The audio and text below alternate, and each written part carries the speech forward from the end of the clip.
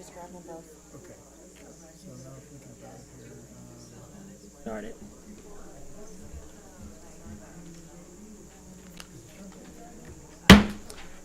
I call this meeting to order. Would you please stand for the pledge?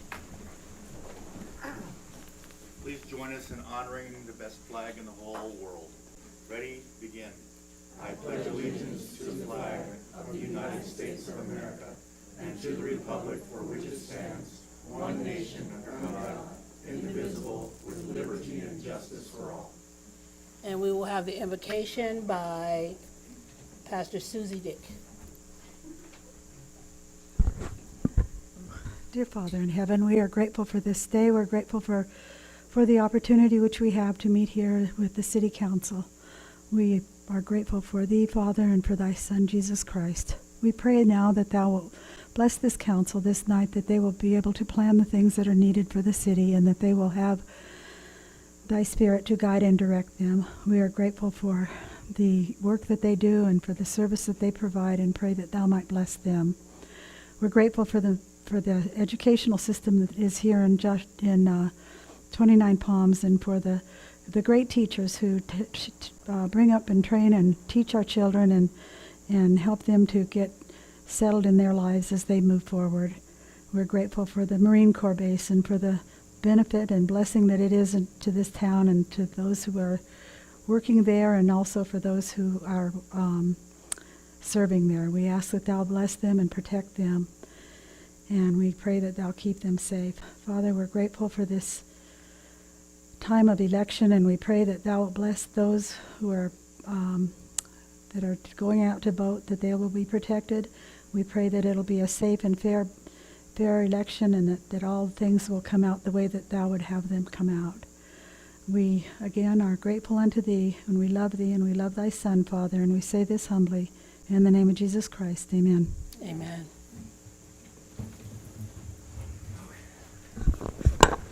Roll call. Councilmember Klink, Here. Councilmember Mintz will be late. Councilmember Bilderain will be late. Mayor Pro Tem Wright, Here. Mayor Ogilvy. Here. Thank you. We have no closed session announcements. And any changes to the agenda? No, Madam Mayor, but potentially we may juggle some things around just in case the two members who are late will be coming, just to make time. Yes, thank you. You're welcome. Okay, announcements. These proceedings may be viewed on demand of the City of Twentynine Palms website at www.twentynine palms.org. You may also live stream this meeting by going to our website and clicking on the meeting agendas link. Awards, presentations, appointments, and proclamations. So we are going to move the first item, the presentation to the high school, to next meeting. And we will also be moving number. Hello. Thank you for having me today. Okay, I was going to say, how do we do this whole? Thank you for being my Vanna White. Hello all. My name is Kimberly Andromeda Isaacs. I'm an artist, teacher, and director of the Institute of Inquiry, which is an education program serving the Morongo Basin. It is my continued joy to work with the students and families of the Morongo Basin and to be able to speak to you today on their behalf. So thank you all so sincerely for your time. I'll wait till he comes back to switch to the next one, but I guess I can start. Okay, great. That's great. So just a brief, I'll be briefly touching on my background, that of my program, before going into some statistics and some of the struggles that my students and families have been kind enough to share with me. So having worked in education for the past 17 years, I understand the foundational importance that quality early childhood education and educational equity play in children's healthy development and success. I come from a long line of teachers. Growing up, my mother was the regional president of the National Association for the Education of Young Children, which at the time sounded boring, but is actually quite important. Her work, my own fabulous public school education, and my experience as a resident of Twentynine Palms have all affected how I see myself as an educator and how I view my role within our community. We can go to the next slide. Thank you. So briefly about my program, Institute of Inquiry. So since opening, we've served over 120 families across the 9 communities of the Morongo Basin with interdisciplinary arts classes for homeschooled students, public school students, and kindergarten through 12th grade youth in general. In 2021, we became aware of the childcare crisis locally and began introducing early childhood classes that follow a forest school model. Throughout my years as program director, I've become intimately familiar with the needs of families in our area and how hard they have to work simply to exist. You can go to the next slide. I have some of our values up here just as a program. So we feel very strongly about keeping our classes affordable, paying a living wage to our teachers, which as many of you know is really hard to come by out here, and serving as a career entry portal for those who are looking to join the teaching profession. We've grown our employment opportunities into a staff of 2 early childhood teachers, one of whom is here today, 3 teaching artists, and an administrative assistant. And our 5-year goal is to achieve accreditation so that the McCarthy Child Development Center at College of the Desert is no longer the closest quality program for students and families. We are preparing to host Copper Mountain College interns this year, as well as student teachers in our classrooms. And for our school age classes, we've had several events that maybe some of you might have heard of or attended. We've had 3 student silent film festivals where students wrote, shot, edited, directed, and introduced their own films. With the gracious assistance of Z1077, they were able to also perform a radio drama during COVID when our in-person play couldn't occur. You could go to the next slide.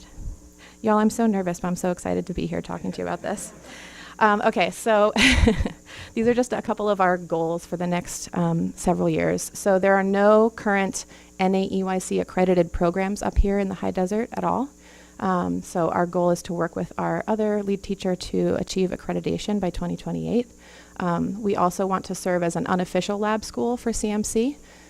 They do not have the same resources as College of the Desert has, and this is something that's really essential for student teachers as they're required to get their hours under observation in programs that have that. And also to begin partnering more with local organizations and governments just to increase awareness of how dire things really are in the realm of both childcare and educational equity.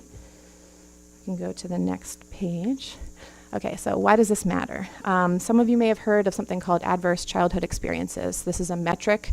You get a score based on different challenges you may or may not have, had in your life, things like parental incarceration, divorce, food insecurity.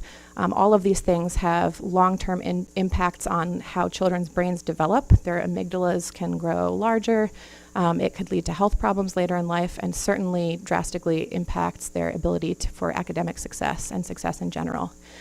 Schools and childcare and responsive education programs are protective factors. Churches as well, any community organization where there are caring, consistent adults who are present in children's lives. And so in this region, we have sort of like a double whammy of that we have a high population of children with high ACEs scores and a lack of programs that can support them. I'm not saying none. I know there's a lot of really dedicated folks in this town, but we need much, much more. Next slide.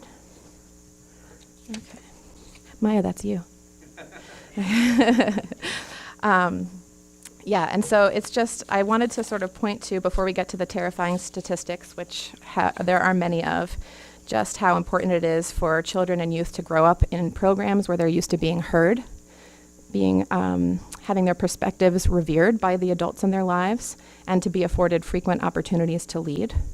And I want to make a note here because I am going to touch on some of the struggles with the public school district, but I want to make sure that everyone understands I'm in favor of public education. I understand that there are many, many hardworking and truly caring educators and administrators in the system, and I'm not here to burn any bridges. I'm just sharing some of the narratives that have been shared with me from families. So for families with school-aged children who have chosen to homeschool, many are essentially forced to do so due to insufficient or abusive schooling practices. In 2020, our district, MUSD, just for the whole basin, exceeded the national average for the percentage of homeschool-aged children. So for the entire nation, it's 3.4%. For our area, it's 19%. And instead, we host the rapidly growing population of those students. Those are pre-COVID numbers, so I imagine it's even higher now. The majority of the students that my program serves have left MUSD for reasons related either to peer-based violence or bullying, or because they are students with special needs and may have an individualized education plan, many of whom have received punishment or bullying or abusive practices related to their IEP in schools. And so, this ties into the importance of early childhood care, because this is a field that's often brushed off as daycare, soft skills, just play, but there's decades of research that show how important it is for quality early childhood care as the foundation of raising healthy children who grow into capable and educated adults. The social emotional skills that our society quickly labels as soft skills are the same skill set that help children build confidence and resilience when facing challenges. So, how can we expect children to then take on challenging subject matter in their day-to-day school if we are not able to first equip them with the emotional awareness and tools to take risks and seek help? We can go to the next page.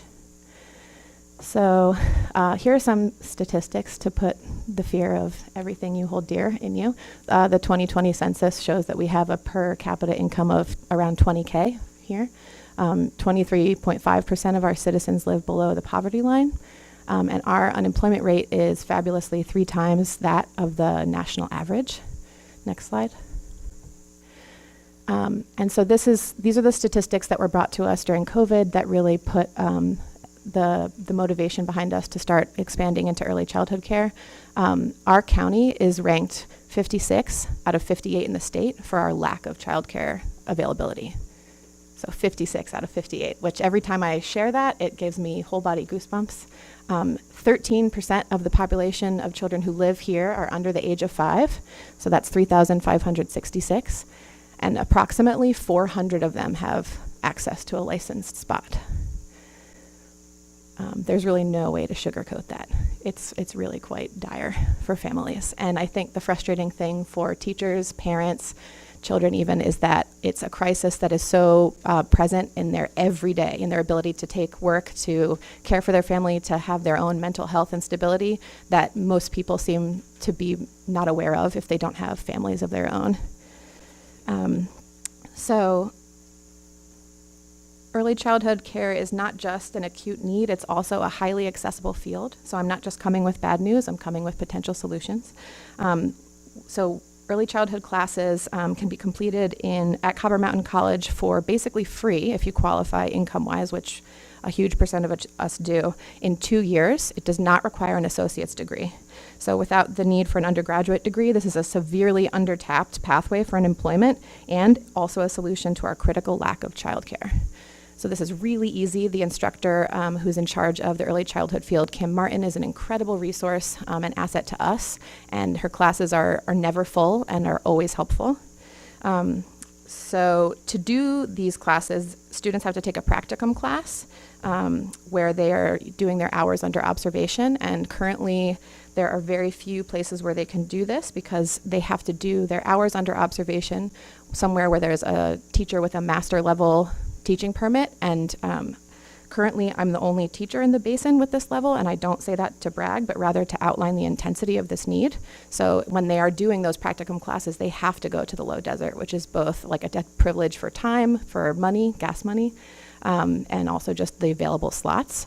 And so when they're going down to the low desert to complete these career tracks, it often leads to a job, and then means that those people may not remain up in the high desert because all of their connections are in the low desert. Next slide. There are several limiting factors that make it really difficult here in a rural area, and for that matter anywhere in the US that's rural. So there is a huge lack of affordable commercial space, especially west of Mesquite Springs. I know there's a handful of openings here on Adobe and where things are developed, but those are often a price point that are not affordable for someone who's trying to start a childcare center.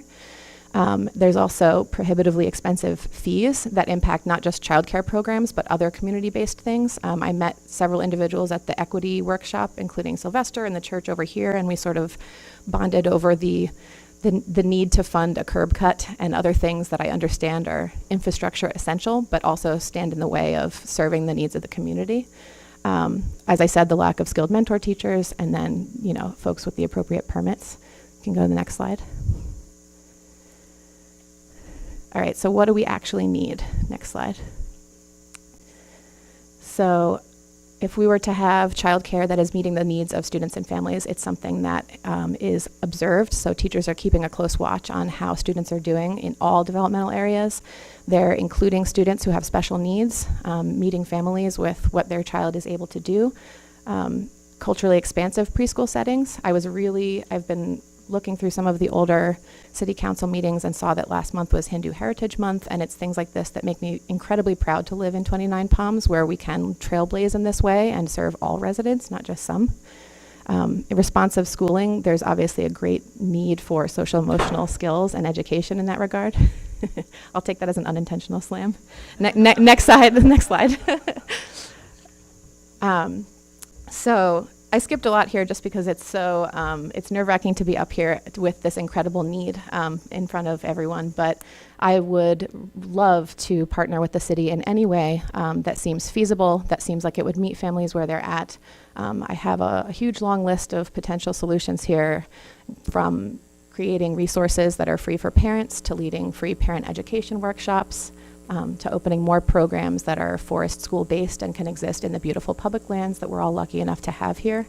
But mostly the purpose here today was to let everyone know that it's really not okay for so many people, and that we're stronger together, and hopefully we can make some change in that regard. So I just want to say thank you to all of you for your time today. Thank you, Mayor Ogilvie, for the invitation to speak. And please, anyone feel free to contact me to meet about this. Breakfast is on me. Okay. Thank you. Don't leave, there may be some questions. Oh, sure. Question? Yeah. I don't know if I missed it or not, but is it like an age limit For what? For early childhood for care? these programs? For which programs? Well, you keep talking about after school, child care. Sure. Well, I touched on two parts of our program, one of which is like first grade through 12th grade classes, which are primarily for after school or homeschool students. So any student who's in that grade level is welcome to attend. But the more acute need that I focused on majorly is for childcare for early childhood. So that's ages 0 to 5. And so those are the statistics that are, we have 400 children being served out of a population of, 3,500 plus. Does that answer your question? Yes, and you Okay. said that it had to be low income. Which part of The this? the zero, to the 12th grade or whatever. To be able to access the child care. Oh, yeah. I listed some of our values as a program, just, that we want to keep things as low cost as possible while still paying teachers, and make sure that the cost of instruction with our program is lower than what most families would pay for babysitting, because that sounded like a comparable metric. Does that answer your question? No. Okay. Like in one of these slides in here, it said about open to low income families. Is it just low income families? No, all income levels. Yeah, we serve any income level. It's mostly folks who are only have one parent working because they are forced to homeschool, and so they're in a middle or lower income bracket because of that, or someone who has other reasons for being in a lower income bracket. So we do have scholarship spaces that are needs-based through different funders and whatnot. And how long are like classes? For early childhood classes, they run 4 days a week from 8:30 or 9 in the morning till 1. No, How long are classes in terms of weeks? they're like a third grader. Oh, for a third grader, they happen in the afternoon. So that's like our interdisciplinary arts program, which I guess I shouldn't air quote because we've been doing it since 2017. But so they're 4 hours and they meet once a week.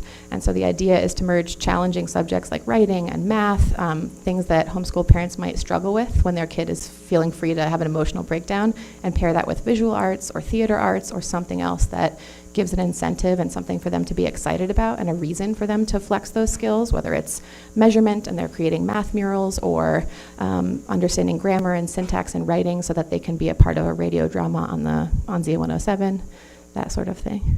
Right. What about coding? What about coding? Yeah. you We've do that. had some classes, yeah. With there's a free software called Scratch. I think it's Scratch 3 now, but MIT created free resources, and so we held 2 different summer camps that were free from a grant from a family foundation that we work with for coding, and one of them happened over COVID, so that was great because we were all already trapped in the computer screens, and they made some really weird and silly stuff. So it's a great program, and we'd love to do that again. All right, thank you. Yeah, absolutely. Thank you for asking. I think you just answered my question, that it's year-round childcare? So our early Summertime and... Yeah, we are still working out the kinks with the summer programming, but one of the lead preschool teachers is interested in running summer camps this year, so it's been off and on with COVID for the past couple of years. We've been trying to build a large family daycare home, which is sanity reducing. So I see But we will have I see your services. last names there. Yeah. Do you have a town named after you? Well, we named ourselves kind of after the town. I got married to my husband over here in May, and it started as a joke, but we both love silliness and love the desert, and it just stuck. There is a town on I Amboy know. Road, yeah. That's where it came from. Yes, that's cool. Very cool. I have a question. Sure. You mentioned ACE, the The adverse childhood experiences. exactly. And as a nurse, I've ran across that, and I've seen the effects that it has in adults. So with this, what are you going to do with this information? What are we going to What are you do? potentially looking, if you diagnose or you recognize a child that's having ACE, Mm-hmm. then what is the next step? Well, as I mentioned, just even the presence of having a stable, consistent, caring adult who is invested in a student's life is one incredible protective factor. So we are trying to partner with other organizations also to address the connected needs that families are experiencing. So whether that's hooking them up with hand-me-down gear that their students need. I don't remember the name of the church that I referenced, Sylvester, who I met at the equity meeting. Sanctuary Church. Thank you. So he was talking to me about a food distribution program. So we loosely discussed before he left town about having our site be a temporary dispersing, location for them. But it's largely about supporting parents as well. So, you can work with a student in the classroom and be there to help them grow their tools in terms of how to deal with disappointment, right? So you see a lot of times children with high ACEs scores are not able to sort of push themselves to make mistakes, right? And our favorite thing to say is that mistakes are necessary. They're a part of learning. Nobody likes them. But to have someone who expects you to make mistakes and who celebrates that and works with you on a consistent basis, that's a really big deal. And to then pair that with conversations with their parent, talking with them about how things are going on at home. This is helpful in the homeschooling realm because there is so little oversight, and parents sometimes enter into it with no preparation or no experience and feel very overwhelmed. And so we're trying to grow that part of it with some of the free parenting workshops. And so there's really limitless options for the ways in which programs can support it, but those are just a couple of the ways that we try to engage with that. Thank you. Any questions from the audience? Well then, we thank you so much for coming. I'm so Thank glad you. that we met. Same. I'm very excited about your future clinic. So, Madam Mayor, if we could take a 5-minute break with the power outage, we gotta reconnect some things that we kind of lost. Sure. 5 minutes? And by the way, I will say wow, this is loud up here. Can't hardly hear them back there. You did an awesome presentation, so you should do that more often. You have the voice and the renaissance. It's great. Good.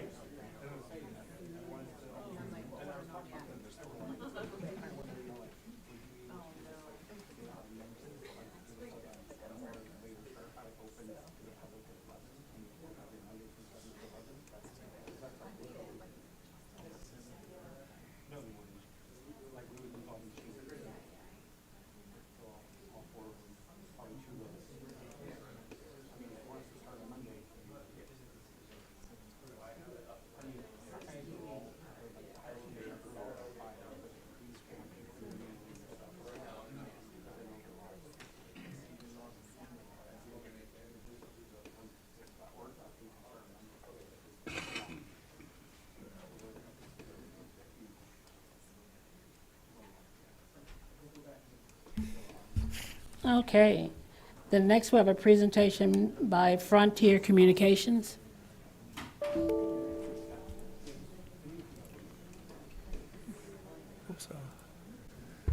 Madam Mayor, City Council, appreciate the opportunity to be here tonight. While they're pulling that up, I want to thank you for the time. I walked in just in time. I had to basically swim here from Southern California. Oh, yes. And then get to the hotel, while I'm getting ready, the power goes out. And then when I try to get moving after that, I can't find you. And now finally I got here just in time, so I appreciate you allowing me to spend some time with you this evening. I am Doug McAllister. I am the Vice President for External Affairs for Frontier Communications. And I have been working with your staff for a bit here. I wanted to just kind of come and introduce myself to you. We're going to talk about some details a little bit, but my main reason, honestly, is to be here to introduce myself. And because this is a new role that's going on with Frontier when it comes to the, I get to do that? Now I'm nervous. A new role for Frontier when it comes to how they work with the government. And so let me give you a little bit of background before we get into a very, very quick presentation, I promise you. I'm going to be as short as possible. I used to sit on your side of the dais for many years, and as that, I learned a few things about what it means to sit on that side of the dais. And one of the things that I really did not like when I was I go to church or I go to the grocery store or I go anywhere, and I get approached by a constituent who lamblasts me, and I have to tell him, I'm sorry, I don't have any idea what you're talking about. And that is not a comfortable place to be. And one of my roles here is with Frontier is to see to that as much as possible that does not occur for you, that we try to provide you with the information you need about what I'm about to show you here, of what we're doing here in your city. But if one happens, you need to have my cell number, or give it to, or ask Frank to call me anyway to find out whatever the question was, so I can get an answer to you. Whatever the problem is, so I can get it fixed. I'm a high-level executive with Frontier who's designated by Frontier to work primarily with you folks. And so what I want to do right here quickly is spend very quickly just is talk about what we're doing, and then we'll have time for some questions. And I push that one. This is not a quote of Frontier. This quote is one for me. When they recruited me about a year ago for this new position, I agreed to take it with the understanding that why they pay me, I do work for you. And the reason for that is that the whole goal for what Frontier is trying to do is, and what I've observed here is this: if their attitude is, if we're going to do something bigger than we ever have, we have to do business better than we ever have. And I don't know what your experience has been with utilities or folks trying to do business with the city. Mine was not always positive when I was on your side of the dais. It was sometimes very frustrating. I many times needed to get the rest of the story. And so what I'm trying to bring to the table for you with the Frontier is going on here is the idea here is that if you have a question, you talk to me. But what Frontier is trying to do is change the culture of how they do business and do it better than they ever have. We're bringing fiber optic to your city. It is a robust internet source for you. I'm only going to talk about the first three aspects here. The first one here is fiber network that we're bringing here is 100% fiber. That's important because you're not going to have where it's fiber part way and the rest of the way is copper. That results in speeds that are not quite as robust as what we're going to talk about here in a minute. This is a 100% fiber optic cabling from our wire center all the way to the side of the house. We'll talk about that here in a second. Number two, the households could connect with multiple devices at once with no worries. I read a study, and maybe you'll identify with this with me. I read a study a few months ago that said the average household has 22 devices. And I thought there's no way. You know, for my house, it's my wife, me, and my cat.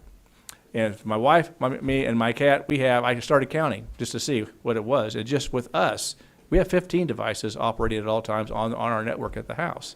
So that maybe that 22 is not so far-fetched. The problem is that in most situations, especially if you're trying to do business like I do from my home office, in most situations you end up with all those devices slowing down your network and such. You're not going to worry about that with what we're bringing to your constituents here. The fiber is going to be very robust speeds, and those robust speeds are both up and down, and they do not slow down no matter how many people are using that network.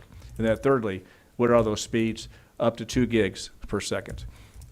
When I was sitting in your seat in front, and Verizon approached me about this new thing called Fios, it was 200 up and down, and I thought that was awesome because I was used to about 200 down and 2 up or something like that. That was very, very fast, and I now have the 500 up and down option here at my house and for my office, and it's awesome, and it is very, very, very fast. And so what that does, post-COVID, and for those folks who do work from their homes and for constituents that have this, he has the opportunity to do anything you could have done at the office at your home. So that allows for home offices and home businesses as well. When I said it goes from our wire center, it's the first picture there, all the way to the side of the house. That's exactly what we do. It is fiber all the way there, but basically it goes in a couple of phases, and so you'll see a few hubs, and then you won't see the terminals because they're underground, and it goes all the way to the side of the house and provides those speeds. We try to be very, very focused on notifying your folks because everyone likes the end result. No one likes the construction to get there. And so no one wants to walk out of their front house with their coffee to pick up their paper and see construction in the front of their house and not know it was coming. So we have door hangers we put on the doors, we have street signs we put out, and anything else your city team wants to tell us to do to make sure we try to notify your constituents. I will tell you though, if they're like me, I do not go through my front door when I go in the house. I go through the garage, and so the door hangers collect on the front door from the tree cutters or whatever else, the lawn folks. I tend to just pull them off, throw them away. I don't read them, such, and that will happen with this as well. And so when you do get that call from a constituent, what's going on? I knew nothing about this. It's probably true because they didn't see the door hanger or whatever else. That's when I get alerted, and we'll make sure that somebody comes out to talk to them and make sure they understand what is going on. And so we make sure that you're not burdening our job. That's our job to take care of them, not yours. I will say at this juncture, your team has been awesome as far as working with them. What we try to do is, after I've met with your senior folks, we do what we call an all-hands meeting to make this a collaborative build. And my hat's off to your team. I've really enjoyed working with them as well. This is a general picture of where we're going and when, as far as the build's concerned. The short version of this, we can talk specifics if you want. We're starting right about now to build over here in what they're calling Route 4. And we should be finishing up with what they're calling it looks like Route 2 sometime in March of this next year. But the red lines are not the complete picture. They're just showing where the distribution is. The blue lines are what we call the feeders. The red lines are the distribution, and from there it goes to individual homes and businesses from there. But the short version is we're covering the entire city with what we're doing. These are the prices. We have 500 up and down, 1 gig up and down, or 2 gigs up and down. I have no idea why you knew 2 gigs, but some people do, so they do that. And that's it. That is the bulk of the presentation here, and I went rather fast. Are there any questions I can help you with? Any questions from the council? Can you go back to that map? Yeah, well, I can try to. But I know your question. Yeah, I did. Here we go. Okay. Which one of these roads is Mesquite Springs? I'm sorry? The blue one, No. way down Ain't it this one that don't have no color on it? there. Oh, yeah, that's right. This one, it's the road next to the blue one. Yeah. What am I looking at? So I don't know if that's a green line or a white line. So like the overall whole map, you don't cover all of 29. Where are we missing? It should go past Indian Trail. So let me. I need to be educated. Where is Indian Trail? It ain't on this map. Indian trail is to the north. Oh, so the blue lines do not cover the entire city? No. Okay, I'll find out about that. Yeah, and so, because you had on there about urban areas, and my neighborhood always gets left out. Well, we shouldn't let that happen, should we? Yeah. No. Mine's left out too. Okay, Yeah. we're what's called the ILEC, we're the phone company. And so any place where Frontier has phone is where we're going to expand this service. And so this map may be inaccurate, my engineer may not have, because we typically show the entire city, but I'll find out for you, make sure that happens. Yeah, I'll follow. Okay. Any other questions from the council? Any questions from the audience? All right. Thank you. Thanks for the time, folks. You all take care.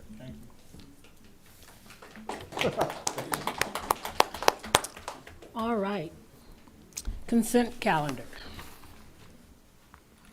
All matters listed under the consent calendar are to be considered routine by the city council and will be enacted by one motion in the form listed. Am I? Oh, council comments. I apologize. I'm moving right along. Okay. Council comments and reports of meetings attended. We'll start. Thank you, Madam Mayor. First of all, I'd like to wish everybody in the city of Twentynine Palms and also the Morongo Basin that are celebrating a birthday in November, happy birthday, and happy birthday to the city of Twentynine Palms. I believe on November 23rd, it's going to be 35 years this year as being a city, so happy birthday. Just for those that are there live streaming, just to let you know, do not use 2 Mile Road from Adobe to Oasis, as there is a very bad accident there. And I didn't attend any meetings because I was Pioneer Days because I was out of the area. So no meetings attended in October. That's it. Councilmember Bildering. Thank you, Madam Mayor.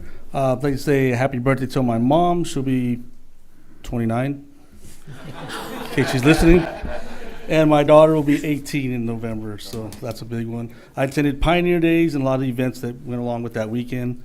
And I've also had the pleasure, like we're all running in right now, watching the high school volleyball team working their way through playoffs, championships, and now they're in the state part. So that's all I have. Happy Thanksgiving, finally get to say at the end to everybody. And happy birthday to the Marines, and happy Veterans Day. All right. Councilmember Metz. Oh, thank you, Madam Mayor. Yes, we just came from the volleyball game. It was the first state game that high school volleyball has ever been to. So, unfortunately, they lost the finals on Saturday, but it was a really good match, and the other team was pretty good. We had the Wheat Show was this weekend. It was well attended. A lot of people from out of town was there. I noticed. And then, of course, Pioneer Days, I did that too. So, but other than that, that was it. No meetings. Thank you. Mayor Pro Tem. Well, thank you, Madam Mayor. So congratulations to the volleyball team. Oh, he just reminded me. Yeah, we won tonight in 3 MAC camps, so we won. I forgot. And it's like, oh yeah, we won. And happy birthday to the Marines and Veterans Day and all that good stuff. And I did attend the Pioneer Day sunrise service. Everything else, I was out of town with my son, we're now in the playoffs, the Warhawks. So it's win or go home. And we got Hesperia this weekend, so there you go. And I also did a Basin Transit meeting, and we have been giving out, or I have been presenting a lot of checks for the TAG program all over the community. I have no idea how much money it is total. I just give them the check. But it is a pleasure to be able to do that because there's so many organizations in the community that help our community and help our citizens. So I was glad I was able to do that. And that's all I have. Thank you, Madam Mayor. You're welcome. And I did all the Pioneer Day celebration, had a really great time. I also attended Pioneer Day sunrise service put on by the Ministerial Association. And didn't we have an MBTA, or we did not? I attended MBTA also, based in transit, BTA, there we go. I was there, present and accounted for.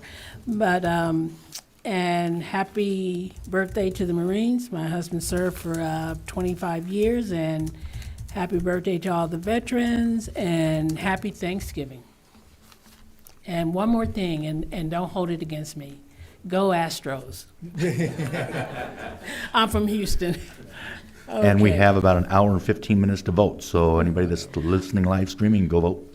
Go vote, yes, please vote. All right, so now, moving along, consent calendar. All matters listed on the consent calendar are to be considered routine by the city council and will be enacted by one motion in the form listed. Any items may be removed from the consent calendar, considered separately by the council. The public will be given an opportunity to comment on the consent calendar items prior to the council action. Do we have any items to be removed? Madam Mayor, if I may, what item number is it? Item number 12, just as amended. There's a resolution attached to it, and it's the Lucky Park grant application. The state of California just wanted us to put in there the 22-23, and it's on the dais, California State Budget, Section 19.56. So we just amended that to include that little item. Okay. Any items? Yeah, anyone from the public want to remove any items? Bring it back to the council? I move we accept the consent calendar and resolution number 2223 As amended. as amended. Oh, 26, I'm sorry. 2226 as amended. Second. Roll call? Councilmember Klink, Aye. Councilmember Bildering, Aye. Councilmember Mintz, Aye. Mayor Pro Tem Wright, Aye. Mayor Ogilvy. Aye. Approved 5-0. Okay. Next, public hearings.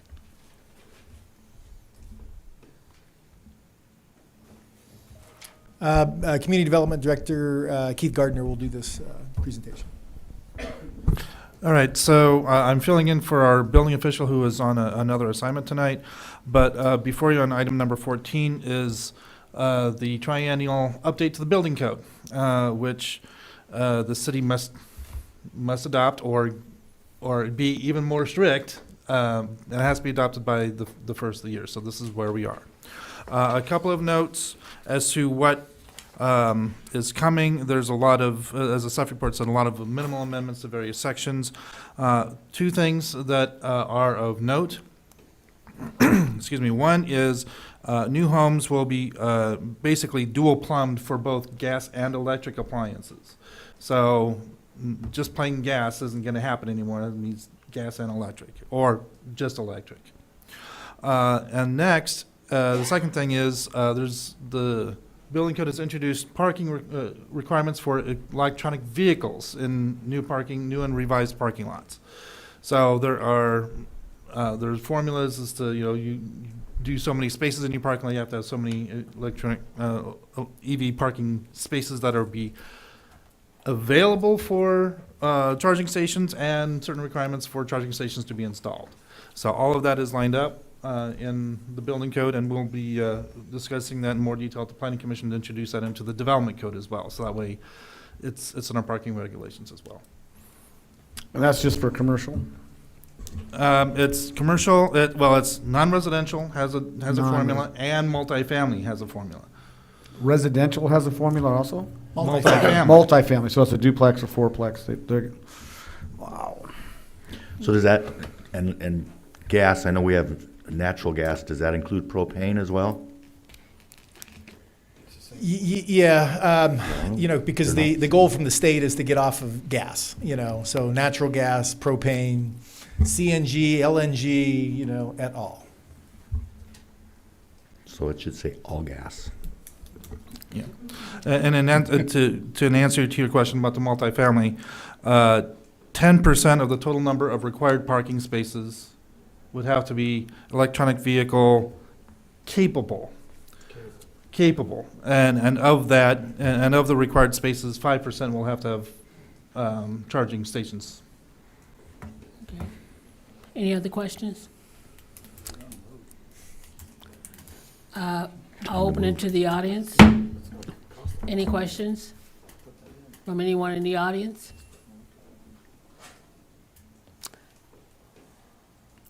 Back to the council. I know this is something that we have to do, but my concern is electric all the way, and then having the construction people have put in two lines, one with gas, one with electric. That's gonna up the prices of homes. They're already expensive. Who's gonna be able to afford all that? Yeah, our chief building official actually did some polling of some, contractors to kind of see, and their estimate and cost is like $4,000. So everything, the last triennial building code put in, Solar panels. solar panels, right? So it's always Gotta have solar additional panels. cost and cost and cost. So Well, not only that, but you talk about multifamily, if somebody wanted to put a plain duplex in, undergrounding electrical for one of those is not gonna be $4,000. It's gonna add a large price to that, so it could even prohibit those being built, and then, I don't know. But I know we have to do it, so. I'm looking for a motion. Anybody out there want to talk? Sorry, They want to talk? I already, Oh, you asked? yes. I'll make a motion that we accept the Triennial California Building Code Publication Resolution Number 2227 and the 2022 California Building Code Adoption Ordinance Number 301. Yes. You read it by title. I'll second the You motion. want me to read it? I'll read it for you. If you want. Roll call? No, she has to Oh. read that. I apologize. I don't care. I know she doesn't. We'll have that young lady. How about you? You want to read this? It's a long one.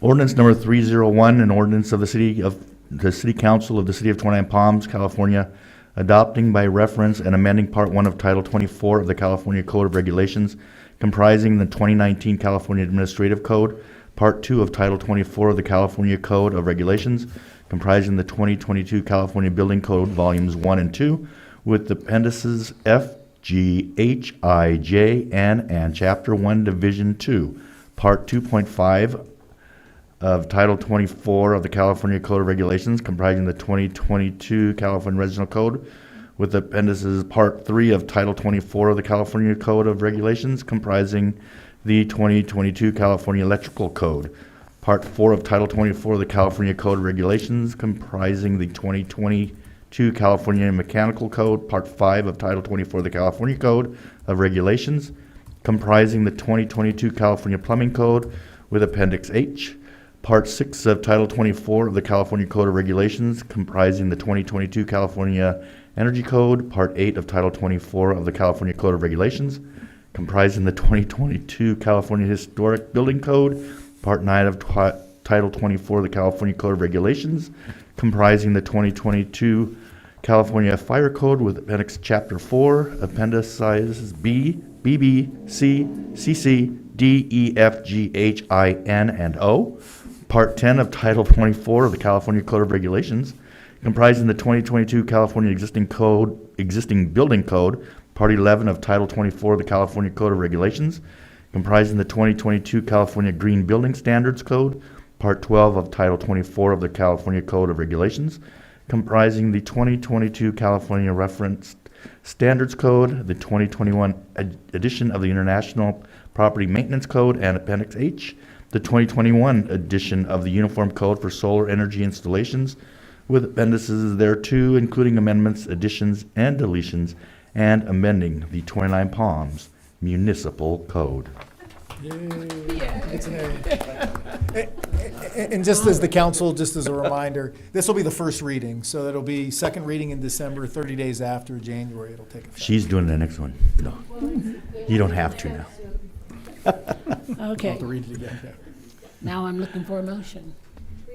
I did. Oh, we did. Roll call, thank you. Councilmember Mintz, Aye. Councilmember Buildering, Aye. Councilmember Klink, Aye. Mayor Pro Tem Wright, Aye. Mayor Ogilvy. Aye. Approved 5-0. All right. And next, we have the elimination of issuance fees for water heaters and swamp coolers. All right. Madam Mayor, this is a codification, a formalization of some unofficial practices we've had in the Community Development Department. There's been an unofficial policy that says we're not going to charge for the issuance fee for those two particular items, and we're here to formalize it and eliminate those fees. All right. Okay, any questions? I open it to the public. Any questions from the public? Back to the council.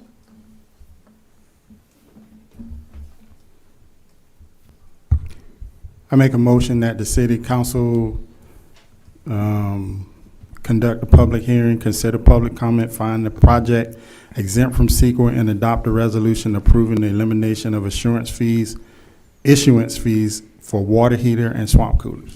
So, Madam Mayor, just one item to add. The recommendation from staff was to approve this by resolution.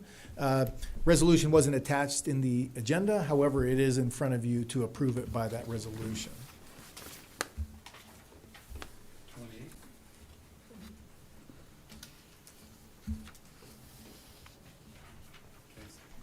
So I amend my motion to include resolution number 2228. Roll. No, That's I just should read that ordinance. Roll call. Councilmember Klink, Aye. Councilmember Mintz, Aye. Councilmember Buildering, Aye. Mayor Pro Tem Wright, one. Aye. Mayor Ogilvy. Aye. Approved 5-0. All right. Moving along. Discussion and potential action items. So thank you, Madam Mayor. I'm going to turn this item over to our Finance Director. Then also we have a representative from RAMS, our auditor, on the phone to present our annual audit. So with that. Thank you, Frank. Good evening, Madam Mayor, members of the council. Frank, if you don't mind, I have a PowerPoint. Well, there's two PowerPoints for this presentation. With the One- power outage, where was it at? Was it on the desktop? On the desktop, yeah. Okay. Mine is titled ACFR. Yeah. Anything that can go wrong will go wrong, right? Yeah. Okay, so tonight in front of you is the annual comprehensive financial report for fiscal year 21-22, and the recommendation is for City Council to receive and file Can you give us this back? financial Hopefully he can report. take our, Before I hand over the presentation to Brad, the partner at RAMS, I wanted to note that we made a minor revision to the financial statements, and the transmittal letter is the second paragraph, and I attached that revision to the statements, and we basically just changed that the elected members of the council, that the council members are elected by district. The original copy had that they were elected by at large, so we just made that minor revision. Then next slide, please. I have sorry. I have it. Yes. So I just wanted to note a few financial highlights regarding our general fund. I'm happy to announce that that the general fund increased by $601,000. We had budgeted that we were going to have a surplus of $190, but it's actually $410,000 higher than we budgeted. Next slide. Here on this slide, I have the 6 top revenues for the city, which are property tax in lieu, sales tax, TOT, franchise fees, and building and permits. building permits. As you can see, we budgeted, when we brought the budget to council back in June, we had budgeted $1.4 million for TOT, but our actual were $2 million. So, and that's mainly due to BHRs. The next slide, we have our general fund balance by classification, which is non-spendable, assigned, and unassigned. As you may recall, we had assigned $1.3 million for the fire safety pension payout. And during the budget, we also assigned $1.5 million for the Luckie Park pool, as well as the animal control building upgrade, $700,000, and the channel trail about $25,000. So with that said, our actual reserve came out at 67%. If you recall, during our budget, we were thinking that we were going to be at 50%, and the reason is because we had budgeted an additional $1.3 million to be used towards the Luckie Park pool, but a week after we approved you approved the budget, we received notice that we got a $1.3 million grant from the State Department of Parks and Recreation, so that released those funds, to be unassigned. And now I'm going to hand it over to Brad. Brad, can you hear us? I can hear you okay. Can you hear me okay? Sound check? Yes. Yeah, we can hear you. We're going to be making you presenter of your PowerPoint or your presentation right now. Okay. Do I click on? Oh, I see it here.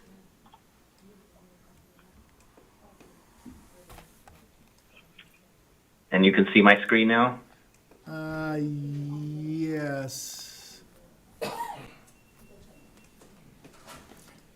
Yep, we can see you. Okay, great. Well, good evening, Mayor, members of the City Council. It's nice to be with you tonight. My name is Brad Welleber, and I am the engagement partner on the audit of the fiscal year ended June 30, 2022. And I'm happy to be here tonight to give you the results of that audit. So I have a brief presentation, and then I'll be around if you have any questions. So first, I just want to briefly cover the responsibilities of the auditor, as this is an annual process that the city goes through. Probably most of you are familiar with this, and that hasn't changed, that annual process. And the responsibilities that we have are to audit the city's financial statements in a conformity with applicable standards, which in your case is the government auditing standards and U.S. generally accepted accounting principles. So we plan the audit to ultimately come to an opinion as to whether the financial statements are fairly presented or not. And I want to share that the good news is you received an unmodified opinion, which is the highest level of assurance that independent auditors can offer on financial statements.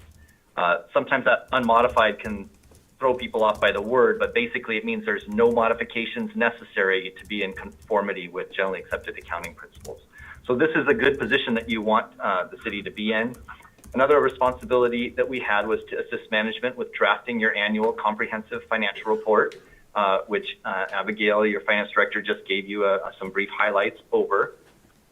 Included in there is that the city did receive the GFOA award. That's the Government Finance Officers Association Award for Excellence in Financial Reporting for the last year's annual comprehensive financial report. And that's fantastic news. That means that your report has met a high level of standards in financial reporting. So it's not really so much to say about the audit, because audit, you can still receive an unmodified opinion but not get this award.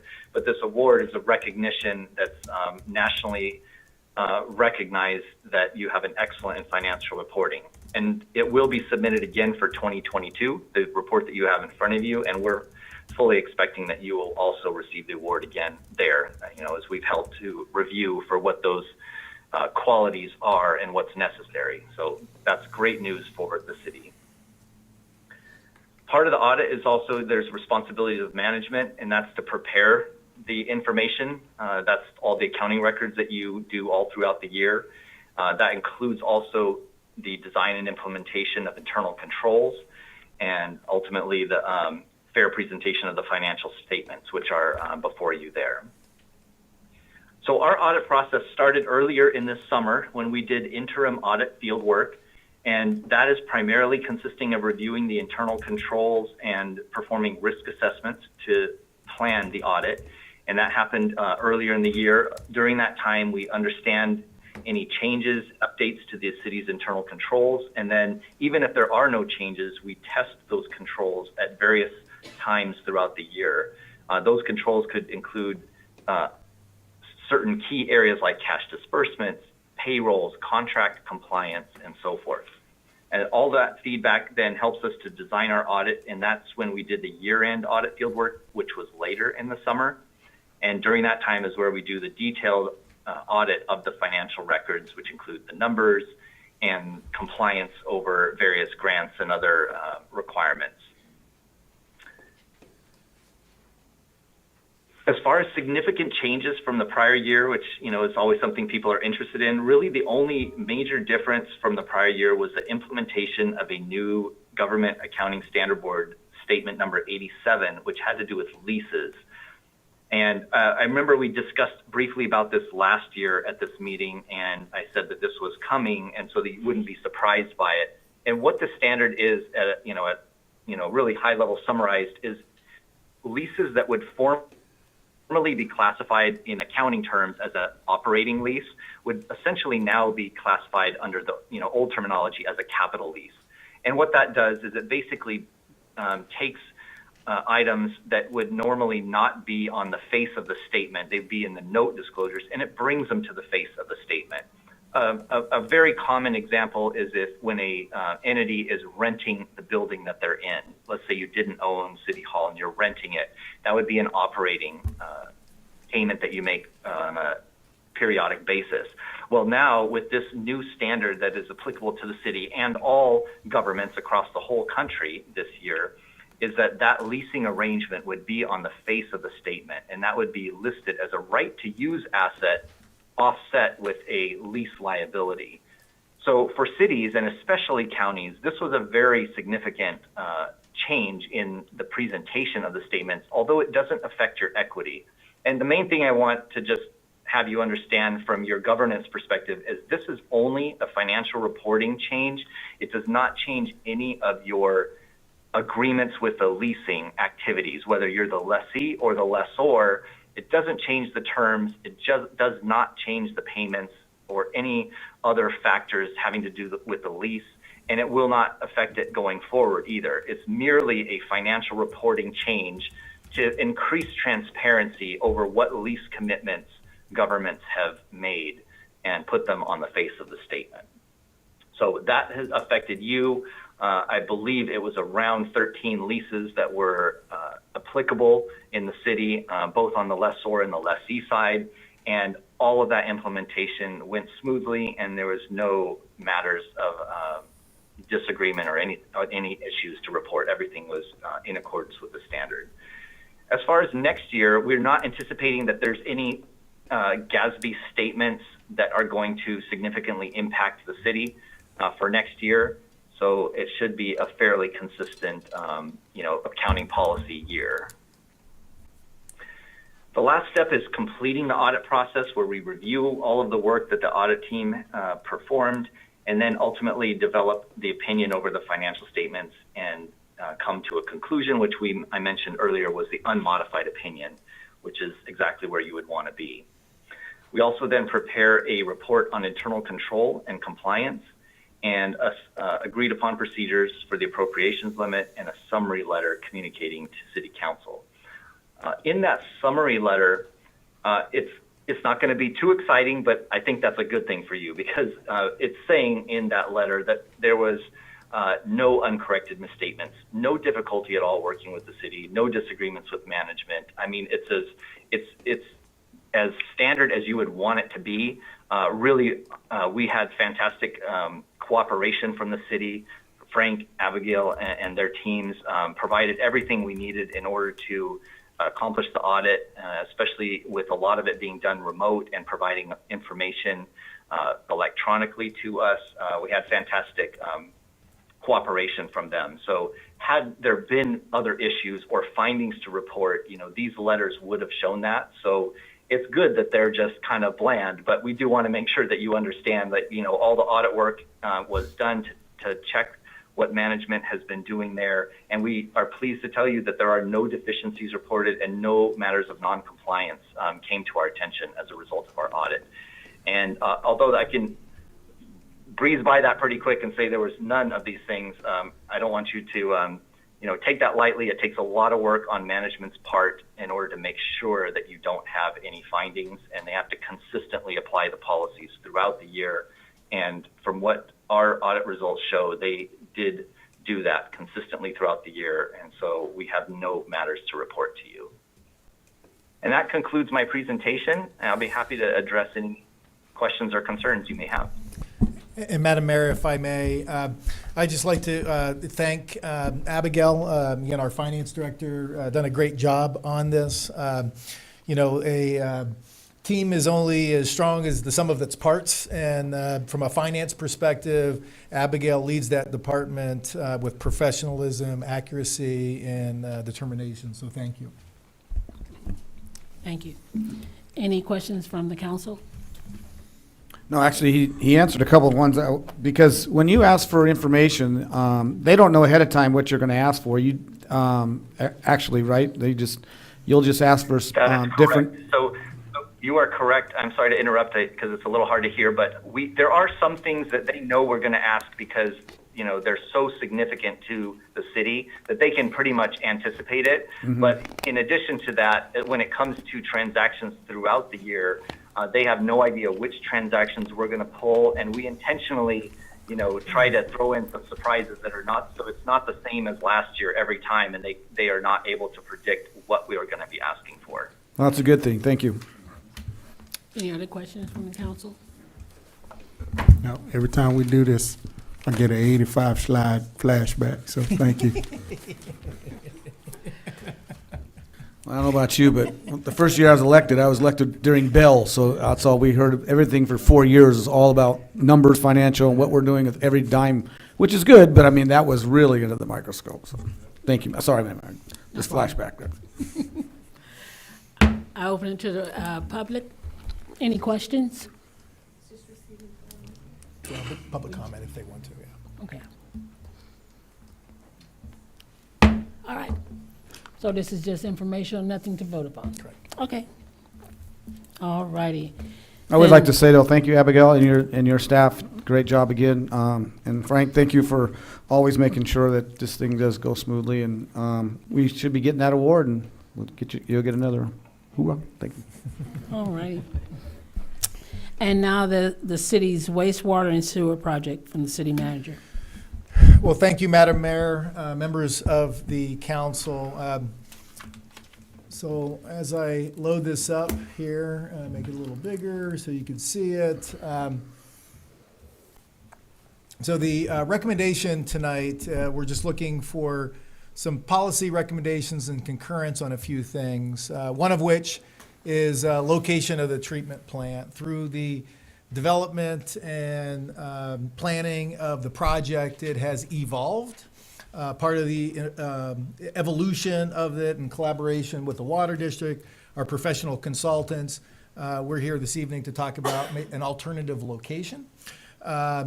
Also, with that, with the alternative location and as a wastewater treatment plant, you expand the collection system from the plant. And so when the plant location moves, the collection system phasing will also move. So we'll discuss that also. Then finally, just the state grant request. All of this comes from recently, I think maybe 2 weeks ago or so, Mayor Ogilvy, Mayor Pro Tem Wright, along with two members from the Water District, had an ad hoc committee meeting, kind of went over some of these things, and it was recommended that the two individual bodies kind of talk about it, then kind of bring it back to the ad hoc committee. So that's what we're looking at this evening as far as the recommendation. So a lot of information in this packet. A few of the things here are, the first attachment is the wastewater master plan and salt and nutrient management plan. This document was adopted back in 2014 by the city council and by the water district, which was the roadmap of going forward, at least as it relates to the wastewater master plan. Also attached is Probowski research. So one of the things that we did early on in this project is some professional polling to understand where the electorate is at. You know, what was their baseline? What was their thoughts behind it? This firm is a professional firm that, as you can see here, many city clients, many water district clients. They are associate clients and partners with ACWA, which is the Association of California Water Agency, and California Special Districts Association, both of which members of the Water District is members of. Also attached, if I go back here, shouldn't have done that. I should have just went backwards. Now it's reloading again. Sorry. Awkward silence.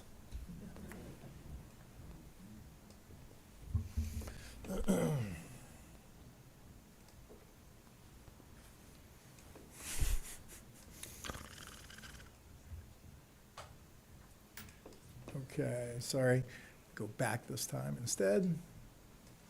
Dang it. Sorry. A lot of attachments, a lot of data.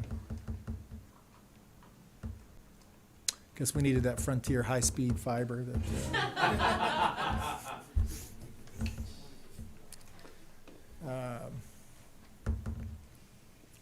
Come on, almost there.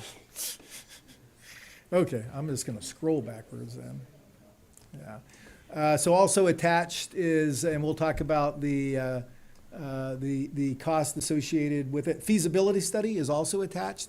So part of the process of applying for the funds for this wastewater construction is a feasibility study. The state of California mandates if they give us resources, they want to make sure that it is feasible. So that feasibility study was complete, approved by the state, reviewed by the state, and there was no obstacles, technical obstacles developing this project. And then finally is the PowerPoint that we'll talk about here next. So fortunately today, leading up to this conversation, General Manager Matt Schrag and myself had a conference call with USGS this morning at 10 o'clock. I know there has been a lot of conversation surrounding the USGS study, and absolutely 100% ideally, the USGS study, if we could plan everything in front of us with no obstacles, we would do that first, right? Without a doubt. You would want all of that information. Sometimes the stars and planning and funding sources don't always align at the same time, which one of the things we talked about today. And one of the things I've been doing over the last couple weeks, and I told USGS this, if you want some literature to fall asleep at night, if you have some sleeping disorder, read the Journal of Hydrology. It's Yucca Valley's USGS study. But one of the things that I wanted to ascertain from that is how comparable is that to, answer questions to the council and the community on it in comparison to the city. And the USGS, they're scientists, so they're not, here to recommend, don't, what your actions are. They're scientists. What's going on with the earth? And I think there are some basic tenets that really I wanted to drill down to, which I kind of listed here and asked USGS, and they agreed that is true. One of which, we have septic tanks, right? We know that. Each and every day they discharge into a leach field, right? We know that, right? Those nitrates that get discharged go down into the unsaturated zone at a velocity, right? At a speed. And that's part of the specificity that USGS will study, but nonetheless, they are going down. Density and loading, I know I've talked to all the council members about that, what that means. More housing, more septic tanks, creates more density, more loading of discharge, which ultimately makes that travel time of those nitrates faster, right? And again, USGS, yeah, that is a basic tenet. And bottom line with, and this is the question, bottom line with growth, additional density, it's only a matter of time before that loading, that density ultimately hits our water supply, right? So that is, again, the part of the basic tenets. So it's not a matter of kind of if, it's just a matter of when, right? So that was one of the things that we discussed today. USGS, though, will study and give the specificity of what the quantity of nitrates in the earth, where in the city, the density is associated with it within the city. Then also, which is in the USGS study in Yucca Valley, will be a chart here. I know I've showed some of the council members that, a chart that basically will say or predict, based on growth, when ultimately it would hit our water supply, right? And so that it would be what USGS studies. So that is part of the basic tenets of the report that is out there. If I could switch gears here right now, and I had our wastewater presentation, downloads, power outage. Frank, I think we should remind the folks that some people that are new to our desert that we don't import any water. All our water does come from the ground. We don't when he keeps saying it's coming from the ground, it literally comes from the ground underneath the earth. So there's no pipelines or anything like that. There's no river that's flowing to us. So so for the people who are new to the city, I think we should just point that out. Thank you. Yeah. So from a project overview, just so the council and the community understand where we're at. So the city, not exclusively, but mostly are on septic tanks, right? With the exception of 6 package treatment plants within the city. This wastewater project is completely forward-thinking, right? It's about sustainability, and to Councilmember Mintz's topic, it's about protecting our water supply and being able to reuse that discharge that is currently discharging from our septic tanks. It's not a result of any water quality issues. The water district and the management and the leadership there do an excellent job of protecting and delivering our water resources. This is, again, forward thinking and about sustainability. The impetus of this project, though, however, is the opportunity to access state funding. As the council has heard, the state, through their budget process, has allocated $350 million for septic to sewer conversions, with the ability for us to fund 100% of the initial cost of the project. The initial phases of the project will be collecting and treating approximately 35% of city usage. So it's not, this first phase won't be the 100% of the city. It'll only be 35% of the usage. Then you always hear us talking about MGD, million gallons a day, the size of the plant. It's about a 0.56 MGD plant. And that's only, 1/5 of ultimately what we need, to treat the city.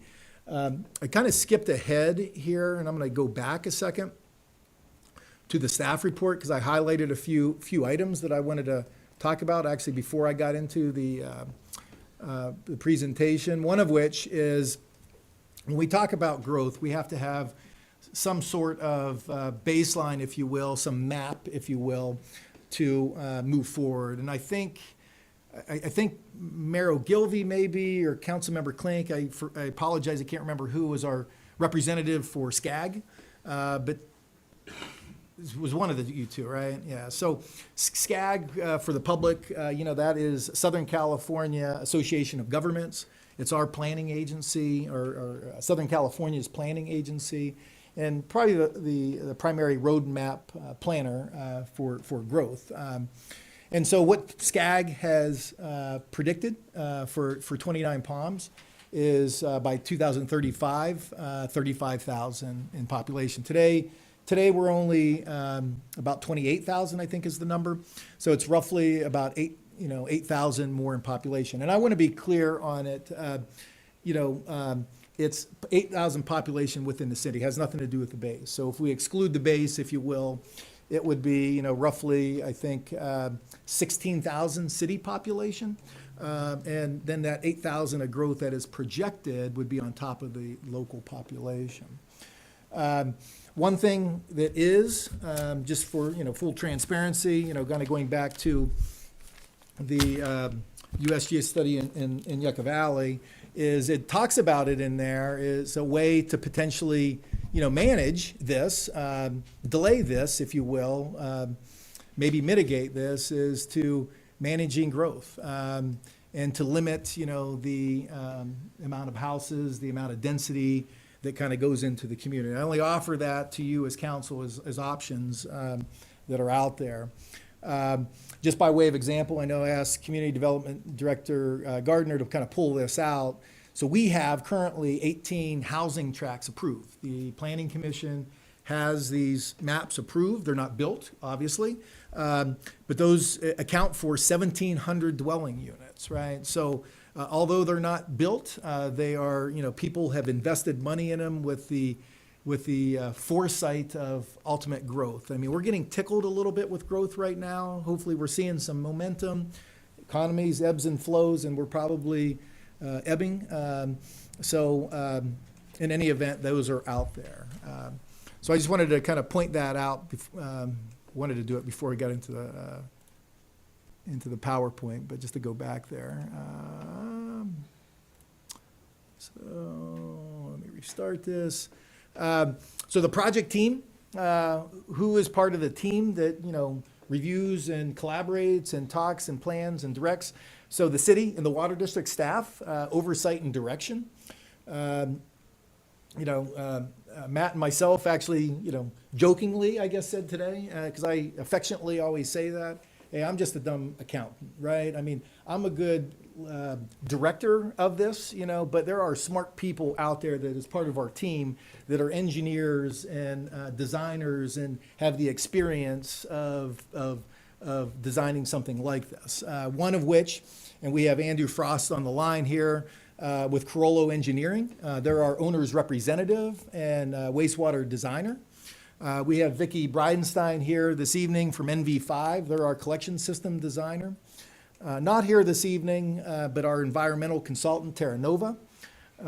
Wildan Financial, we will be engaging with them ultimately to look at the rates, which we've done with Project Phoenix by way of example. So they would do this also for the larger system. Then CV Strategies from an outreach perspective. Once we can kind of hone in on the cost and some of the definite plans, we'll start that outreach. And what's so important about that is 100% of the questionings that I get from telephone calls is how much, because that's the bottom line. And so we got to be ready from an outreach perspective to answer that before we go out. So what have we done? How much we have accumulated to plan this? It takes money, right? It takes dollars to hire all the professionals that we just talked about. It started originally with that $983,000 that we got from the state. The USGS study is going to be an augmentation of that 983 from the state. And just to talk about that real quick, so the $983,000 had deadlines in there, right? Deliverable dates. You will do this by this date. You will do this by that date. Deliverable dates. The state awarded us that $1 million for the USGS study, and originally they were going to do 2 separate grants, but from administrative purposes, they're going to do one grant under one agreement. The timing problem, is because we've evolved, as mentioned, and we'll talk about the moving of locations. It kind of changed some those delivery dates that are out there. So the state's waiting for us to give us those new dates, which we're working on this week. Then it'll take the state about 4 months to create that contract. So that USGS study, once we get that contract placed, 4 months from today, roughly February-ish is when we'll start that.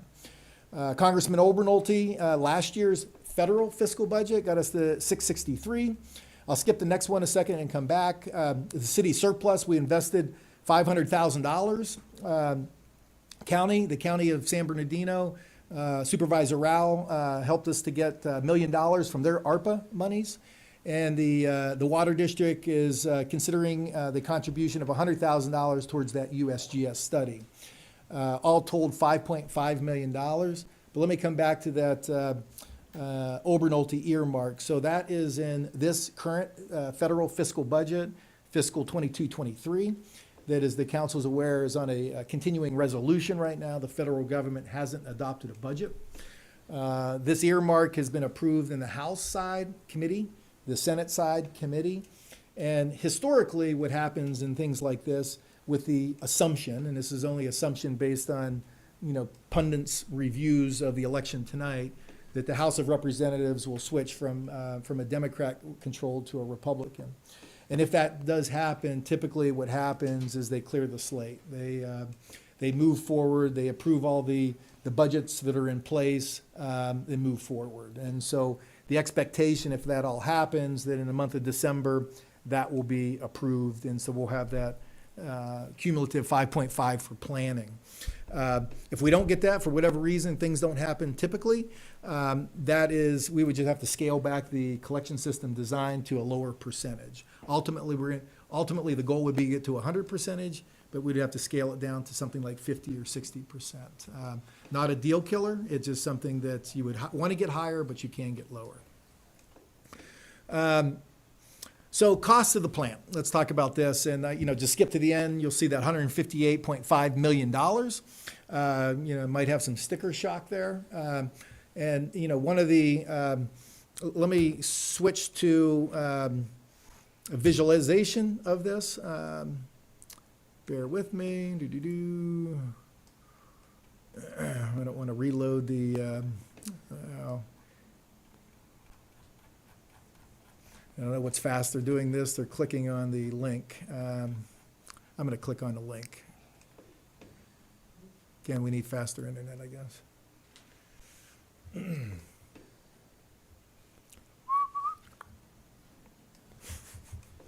Awkward silence.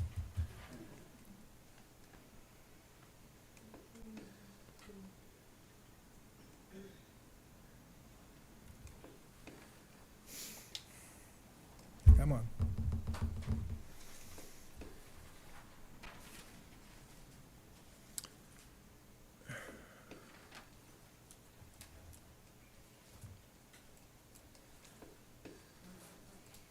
Okay, so make this a little bigger here.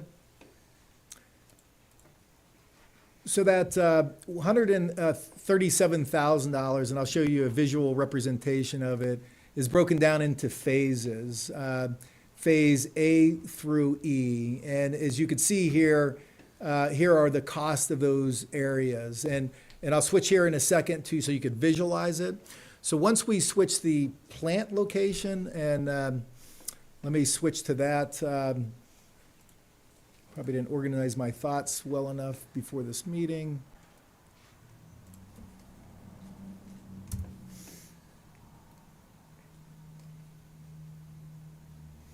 Nothing wants to work as fast as.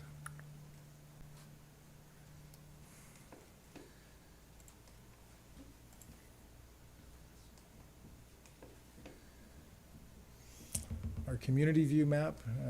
Why is that not coming up?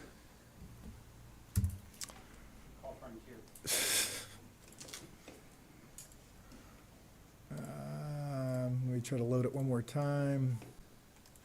If not, I'll have to just describe it. So the new plant location is State Route 62 Utah Trail, okay? Not directly on that corner. I know you kind of showed that with all the council members. If you could visualize, and I was going to visualize it on our community view map here, that northwest corner, okay, not on the closest, I wish our map would come up, not closest to that housing development there to the west. I think it's like 3 parcels in, but that's a general location. So it'll be in that area, not up against housing, but it'll be in that general location. So one of the things that you do from a treatment plant perspective of this is to plan outwards, right? Before, when we talked about Adobe Road, it was the original plant location. we were moving to the north. To the south. And so from Adobe Road, we were moving to the south. Now, from this location, we'll be moving to the west, okay? And I apologize, I can't show you that, but let's switch back over here to those phases. And if I could scale down here, I'll show you the full map. So these would be the phases that were referenced alphabetically, okay? And with the associated dollar amount associated with it. The treatment plant, again, that dot is there, but that's not the specific location of it. It's actually three parcels over. And again, you would be moving the phases to the west, okay? This, again, was in collaboration with the Water District, with our engineering partners, the location of it. I know there was some concern about the treatment plant on Adobe with the treatment plant of the Water District in a close proximity and some extraction wells. So the movement of this worked for all parties involved, the best for the community. And so that is one of the recommendations that we have here this evening, to move it to that location.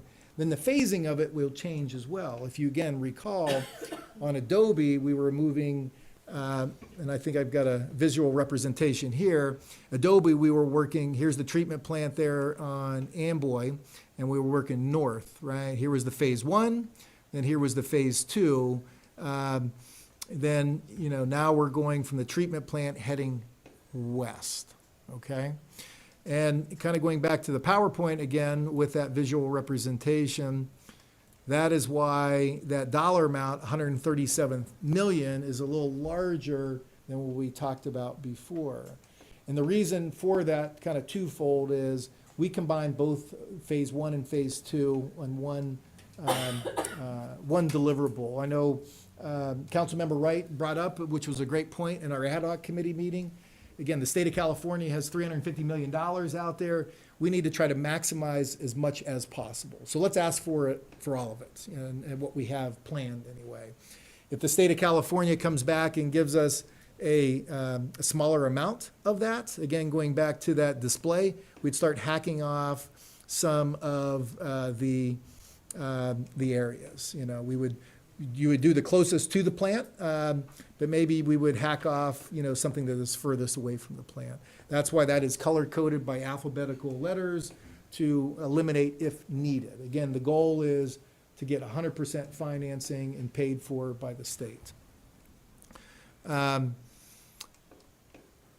So that's the dollar figure you're asking, we're putting in the grant is 158.5. Correct, yeah. The next item to that, which we're going to talk a little more about, is advanced treatment, okay?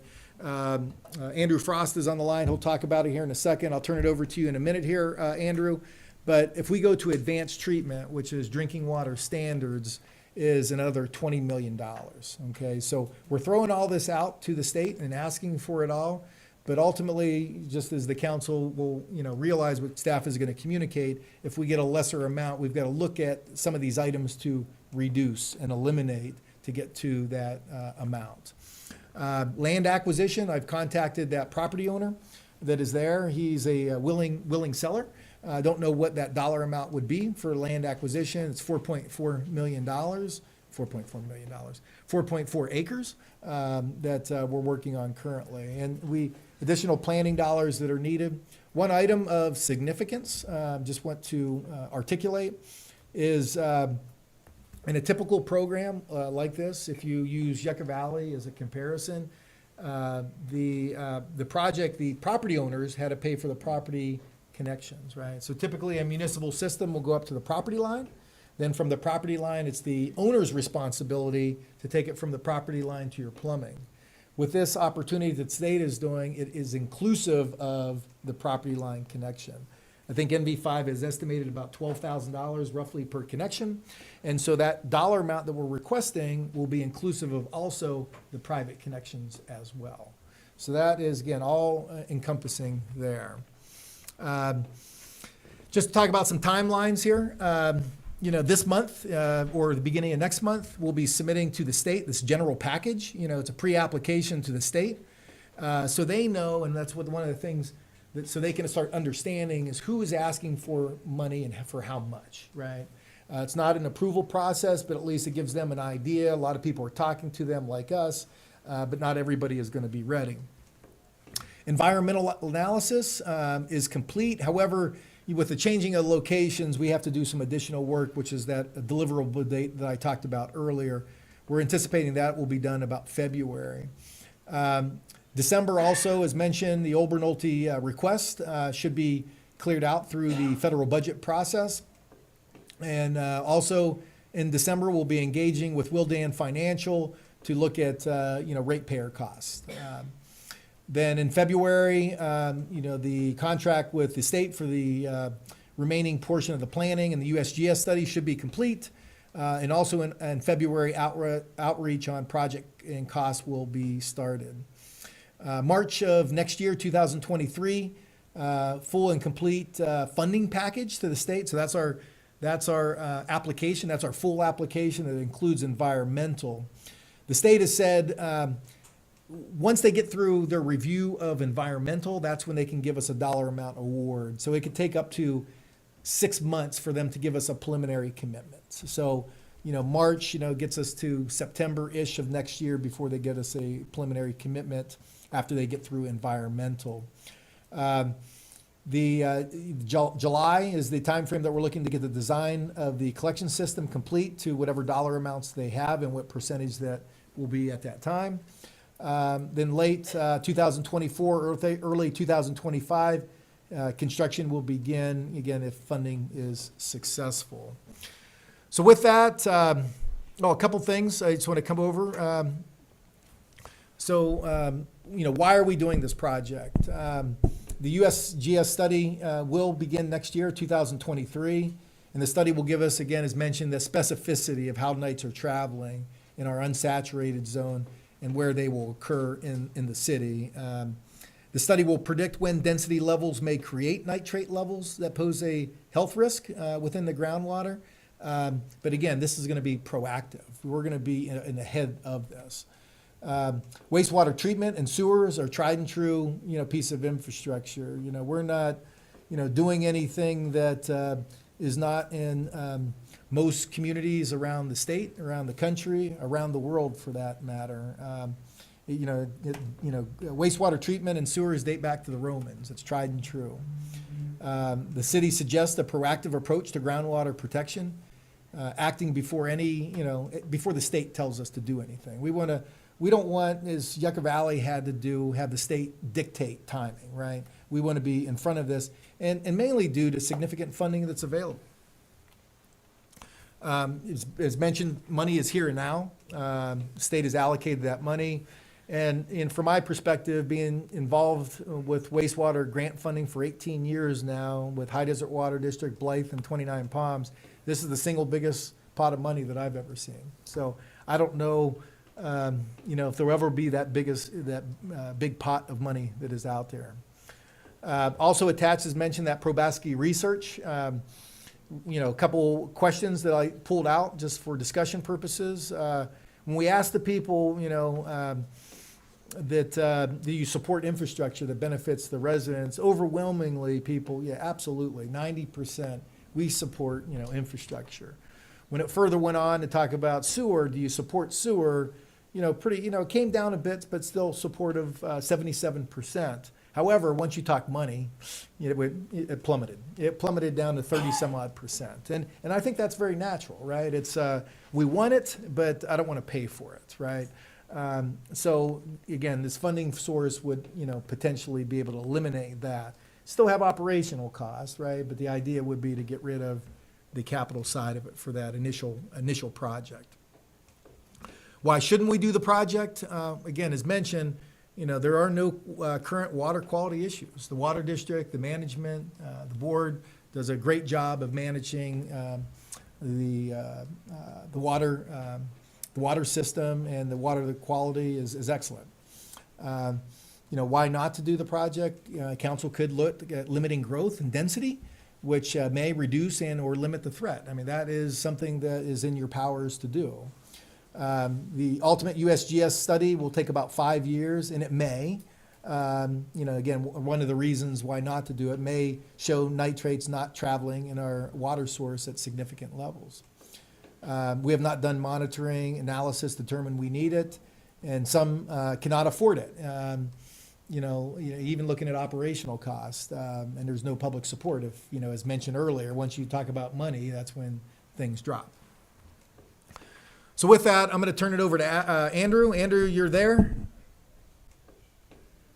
Hopefully? Yeah, I'm here. Okay. Can I just, didn't we already approve to move forward with this? We're just trying to, you just need some guidance on what we need to do? We've already approved to move forward on this, didn't we? Correct, yeah. So we brought this to the ad hoc committee, but we changed locations. Right. And so the committee felt it was important to bring it back to the council to kind of talk about. Just to change the location. Change the location and the dollar amount, because it is going to be now asking for more money. So. Okay, I just wanted to be sure I was. So Andrew, if you could kind of walk through, the secondary treatment schematic and move forward, and just let me know to switch slides as needed, please. Sure, no problem. Hi, everyone. If you can flip to the next one with the schematic on it, Frank. Got it. Yep, it's there. I'll start there. Okay, great. So this picture that's on the screen with the conventional secondary treatment schematic, this is kind of a conceptual layout of what a more traditional treatment plant would look like. As you guys see, there's quite a bit on this image, quite a lot of processes happening. And this isn't necessarily always the best treatment plant option. It requires a lot of space, and we have some kind of newer technology these days that may fit your situation better for 29 Palms. So if you flip to the next slide, Frank, the next slide will have a kind of simplified outline or process of a MBR plant, or a membrane bioreactor is what we call that. Basically, the difference between this process and the last one is you can see it's more simplified. You basically do a primary treatment, which is screening. It goes through like a bar screen and some other level of screening to take out things like debris and trash that may be in there. And then the wastewater goes through an MBR membrane, which is essentially a very tight filter. And then the effluent is hit with UV disinfecting light, and this produces Title 22 level water. And so it's kind of a treatment plant that's much better suited to smaller footprint designs. And this is the type of plant that they have next door in Yucca Valley for High Desert, an MBR plant. So let me just, when you say Title 22, what does that exactly mean? It's drinkable water or non-drinkable water? Yeah, so that's a great question, and I'll get into that in the next slide. Oh, So okay. if you can flip on to the next slide, Frank. Oh, thank you. So yeah, great question. What we mean by Title 22 water is that it can be used for purple pipe or reuse applications. That water can also be recharged into the groundwater basin for storage, but there is some kind of caveats or some hoops you have to jump through to use that water, if it makes sense. So if you flip again, Frank, I'll talk a little bit more about what those hoops are. So Title 22, or disinfected tertiary treated water, can be recharged into a non-potable basin for storage without doing anything to it. You can just kind of put it into the ground, and that's a permittable discharge. It can also be recharged into a potable aquifer, something like what you guys would need there in 29, since you are reliant on groundwater. However, if you're doing a potable aquifer recharge with Title 22 water, there are some requirements as to how that water needs to be diluted. So you have to mix it with other existing water, either imported or, in your case of 29, other groundwater. And you have to meet certain retention times or travel time is what the state calls it, requirements to use that water. So that's the biggest difference between a Title 22 or a tertiary treatment water versus the advanced water plant, which we'll talk about next. So the thing to remember for Title 22 water is it can be used for purple pipe irrigation for something like Lucky Park, for example. And it can be used for recharge, but it needs to be blended and diluted and has to meet the travel time requirements. And the blending requirements vary depending on the quality of the effluent, but as a general rule of thumb, without any specific data, I believe the number is like 5 to 1 that it needs to be diluted. So 20% of your water could be the treated effluent, if that makes sense. So Frank, if you flip to the next slide, we can talk about advanced water treatment. So as Frank mentioned when he was talking cost numbers, to go to an advanced treatment style plant costs roughly $20 million more. And the additional processes that you'll be using at the plant would be reverse osmosis and then UV AOP. So it's basically additional treatments that go on top of the Title 22 water to further clean it. The biggest benefit of going to advanced treatment is that you're able to reuse the effluent without the need to dilute the water. So that number that I've kind of alluded to earlier of roughly 20% of your water can be effluent. If you go to advanced treatment, it can be 100 theoretically. You're also significantly reducing the travel time requirement. It goes down to about 2 months. So you can cut 60% of the time off, or 1/3 the requirement. And I believe you can actually do tighter than 2 months if you were to do some detailed modeling, et cetera. But 2 months is kind of the rule of thumb for advanced water. So all of these style projects that we're talking about doing for whether it's Title 22 recharge or advanced water recharge, they're all what we call IPR projects, or indirect potable reuse, where we're basically taking the wastewater, cleaning it, and then using that water to replenish your potable water system. That's much the way the existing septic tanks work. The Twentynine Palms area being totally on septic and not importing water, the septic tanks in your region are recharging your groundwater basins. So the next slide and the last slide, Frank, you can flip to that one. It's just a summary of what we've covered and talked about before, kind of showing the relative cost for the different treatment levels. So you can see the conventional tertiary there, which is the first graphic we looked at with a bunch of items on it, and the MBR tertiary treatment are about the same cost. They're just kind of different processes, each have their own benefits. The tertiary plus advanced treatment you can see is a little bit more expensive. And as we mentioned, that delta for the 29 plant is about $19 to $20 million. And just to add, ultimately, that's where we want to be, right? So it's just a question of affordability within the grant application side of what we get. But ultimately, from a sustainability perspective, we want, that ultimate use or the ultimate treatment. Yeah. Hey, Frank, another thing I should have pointed out, which you just reminded me of, is that one of the nice things about 29's situation, though, is the advanced treatment component of the plant can really be added anytime. It doesn't have to be done right now. For instance, for example, if you were to do an MBR plant, you could then proceed using blending scenario and decrease that blending ratio over time as you implemented it at an advanced plant, for example. And let me try to load up this city map again, because I think, let me close it and go back in, because I think the location of the plant, again, just to kind of revisit this.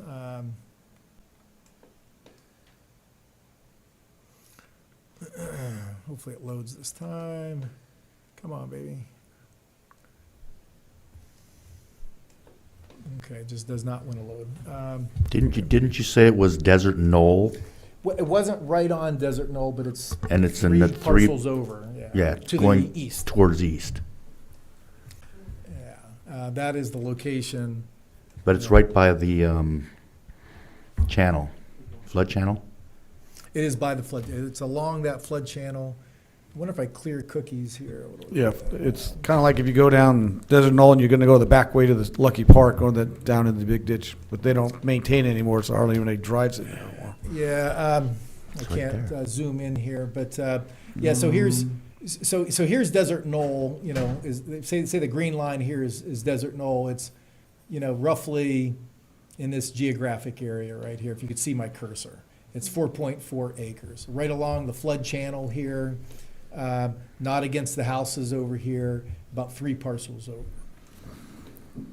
So again, Councilmember Mintz, just to kind of go full circle here. So when we talked about it, it's at the ad hoc committee meeting. The ad hoc members, Councilmember Mayor Ogilvy, Mayor Pro Tem Wright. The question was asked about changing the location, changing the phases, and what they believed is it was probably better to bring it to the full council for that recommendation. The Water District at the same time, I think next Wednesday, will be doing the same. Then the ad hoc committee will be coming back to further discuss it, since then they will have that input both from the full elected bodies. But this is where, during the committee meeting, this is where the Water District recommended they'd rather have it, right? So they're comfortable with it being there? They're comfortable with being there. Yeah, I don't know if they didn't recommend a location. One of the things that was the challenging thing of the location on Adobe was discussed. And so with that, Carollo Engineering kind of took that back, kind of looked at the community and felt this location hydraulically was the best location. Because it's away from wells, is that Yeah. correct, Matt? I mean, this is away from any wells that won't interfere? Yeah, correct.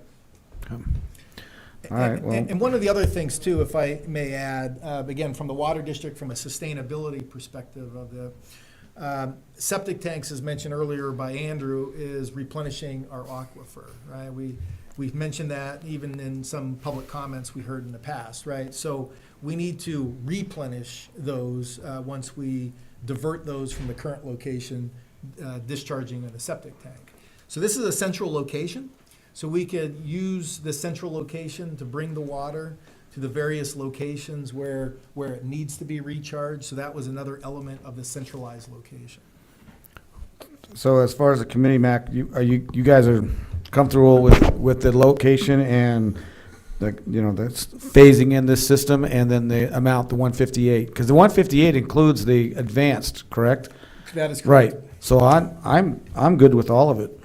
I'm good with the whole presentation. The only reason I wanted to bring it back was because I felt like we should ask for more money since it's 350 million out there. So we included 2 phases instead of 1. And that's why the increase was there. I'm good with it. So I'm good with it. We had a email today that I don't know if you all read it, but the person suggested that we just do the plant and phase A, and then in 2028, after the USGS does its study, then we could go farther. The only thing wrong with that is, and when I got into council, we discussed wastewater and the price of it. This thing just keeps going up and up and up and up. In another 5 years, it might go up another $3 million to put, or $300 million to put it to get wastewater. So if we can get enough to do the phase A, B, C, D, and E, that's a big, big, big jump to getting in the city totally done. I don't even, how much is it now to do the whole city? Well, so we're not. Do we we don't have the planning dollars for the entire city, so that was. I bet you it's 500, 600 million. Yeah, probably. When back in the time we first started, I think it was 50. And to that point, and I forgot to show this a little earlier. So just simple inflation, again, as mentioned, $158 million. And I know some say, let's wait, right? So if you look at the years of inflation, again, simple inflation, just say 2%, right? That $158 million in 10 years is $192 million, right? In 20 years, it's $234 million, right? And in business, you always talk about time is money, right? Time is money. And that's just phase That's just phase A, one. B, just this phase. Well, you got So my- you got my thoughts. and I'm totally with Danny on this. Oh, did you want? I have a question, Frank. You mentioned, or you referred back to the chart for Yucca Valley, the USGS study. Oh, yes, right here. Can you send me that? Oh, sure, yeah, absolutely. You want to fall Having trouble asleep? sleeping? Yeah. Oh, yeah, yes, I am. Not all of it. Every last.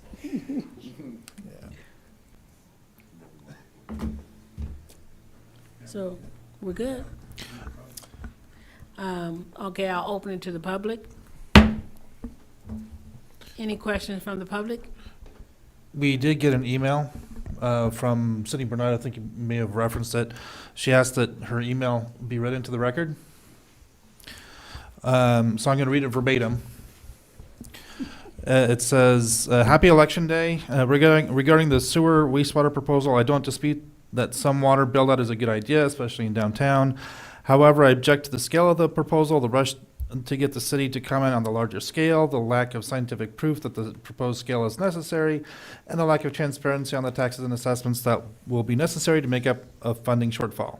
I also object to the use of a 300-person survey with response bias to claim public support, and that the population numbers in the staff report include the base, which I think has its own system. I was happy to see that the new NV5 map finally places downtown at Phase A as it should be. If the system can go online with Phase A completed, it's also likely that the city will get sufficient funding from the grant to complete Phase A. Then let's do that. Once Phase A is done, why can't the city wait until 2028 and evaluate the rest of the build-out when we have the USGS information? ? That's the most reasonable approach in my opinion. Thanks for listening, Cindy Bernard." Thank you. And Matt, yes. Good evening, Madam Mayor and Council. I just want to first say thank you very much for letting me speak tonight. Frank and I have been working on this NV5 Corollo.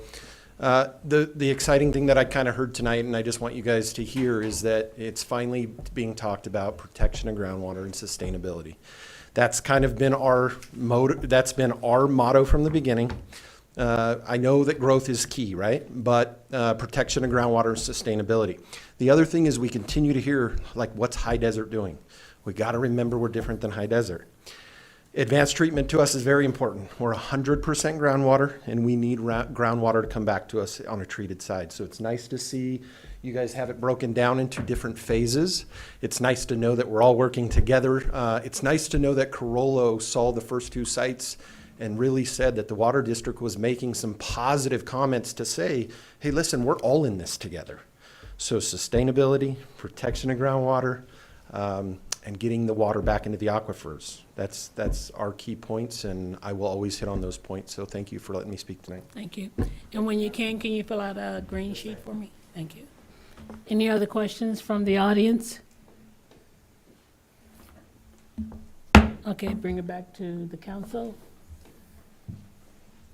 Discussion item, we don't need a motion for this? We just need a consensus? I need consensus, yeah, on those three items, which is location plant, collection system, and the grant application. Well, I'm good with all of them. Me too. Yep. Okay. And to, Mr. Shagg's comments and even the comment written in the email, some of that will be dictated by the amount we got, right? We're going to ask for 158, but if they, if we get 100 million, if we get 80 million, if we get 158 million, that's going to, we're going to, look back and adjust because I think I know the council's intent is 100% paid for. So staff has its direction. Thank you. Thank you. Okay, so next is future council-initiated items. I have none. I have one. We know that in the summertime we have a cooling station to keep cool, but we don't have a heating station to keep warm in the wintertime. So is there, I don't know if we would be able to do that, to staff it, but I would like to see if we can work with the nonprofits to get a blanket/jacket thing together, and so that we can give them out to people that need for the warmth at night. Yeah, a few years back, we got some grant money or a bunch of sleeping bags, and we took them. We went around. I went with the code enforcement. We handed them all out. So if we could check back and to see where we got those sleeping bags from. Yeah, and just to clarify, different. So like our cooling station, all we do is provide a facility to keep cool, right? So what I'm interpreting then is just this, an area to keep warm, but I also hear passing out things, right? So both. Okay. Yeah, if we can. So, why can't the heating or warming station, I don't like heating, the warming station be the same as the cooling station? It can be, and we could bring it back. Obviously it's a future agenda item. We can look at it and talk about it from staff and bring it back, so. Okay. If that's the will of the council, it sounds like it is. Yes. Thank you. All right. Next, public comments. This is the time for the public to address the city council on issues within the jurisdiction of the city council that are not on this agenda. All comments are to be directed to the city council and shall not consist of any personal attacks. Members of the public are expected to maintain a professional, courteous decorum during their comments. There is a time limitation of 3 minutes per person. If you haven't already done so, please fill out a name and address slip and give it to the city clerk. The city council is prohibited by state law from taking action or discussing items not included on the printed agenda. Public comments on specific items will be deferred until consideration of the item on the agenda. Different browser. And first we have Daniel DeMeyer. Yeah. Hello, council. Thanks for letting me speak. I live here for about 7 years now, almost 8, and I want to bring something to your attention. In the last 2 months, we've been having problems with vandalism at our mail system and our mailboxes. I would like to see if the council can come up with something, maybe moving the location of the boxes either closer to the inland homes so that the homes can keep an eye on the boxes. Last 2 months, our boxes have been opened in a row, and all our mail is blowing out in the wind. I understand the police have also arrested some people that came up from town and caught quite a bit of mail in their thing, I guess, for identity theft issues. So I think it's time that we act on this. Which brings me to the second concern. There is a police station, I think it's the sheriff's, and they have only one police officer running around for the public between Twentynine Palms and the next town over.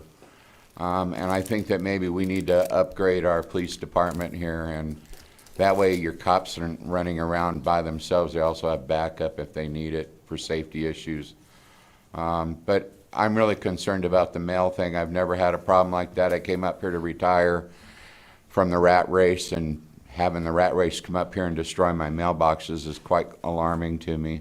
And I don't think the lock boxes are going to help much out there, being that it's in a rural area. They might destroy the boxes and rip them up from the backside. I don't know, the front side.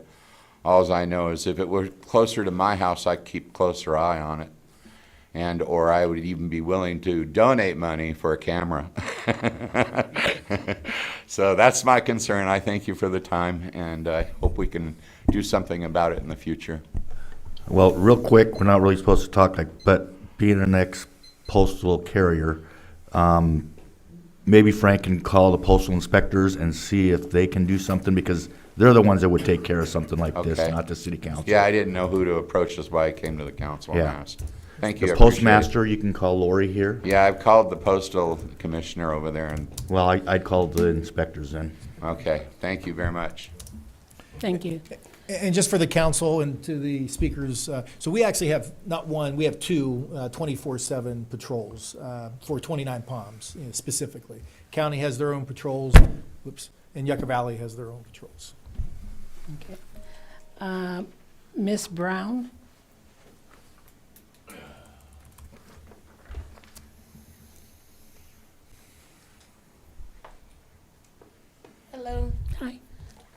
I'm new at this. My name is Tank Boucher. I go by Tank for short. I'm bringing to your attention the awareness of a homeless shelter. I am from Texas, and y'all don't have one in either 3 cities that I've been to, and that's Yucca, Joshua Tree, and 29. So I came up with the idea for a nonprofit homeless shelter. I am nonprofit and not for profit. I've listened to y'all talk about y'all financial reporting, the 1.3 million that's going to the park and recreational. I've also heard about new houses coming up, but I haven't heard anything about homeless shelters.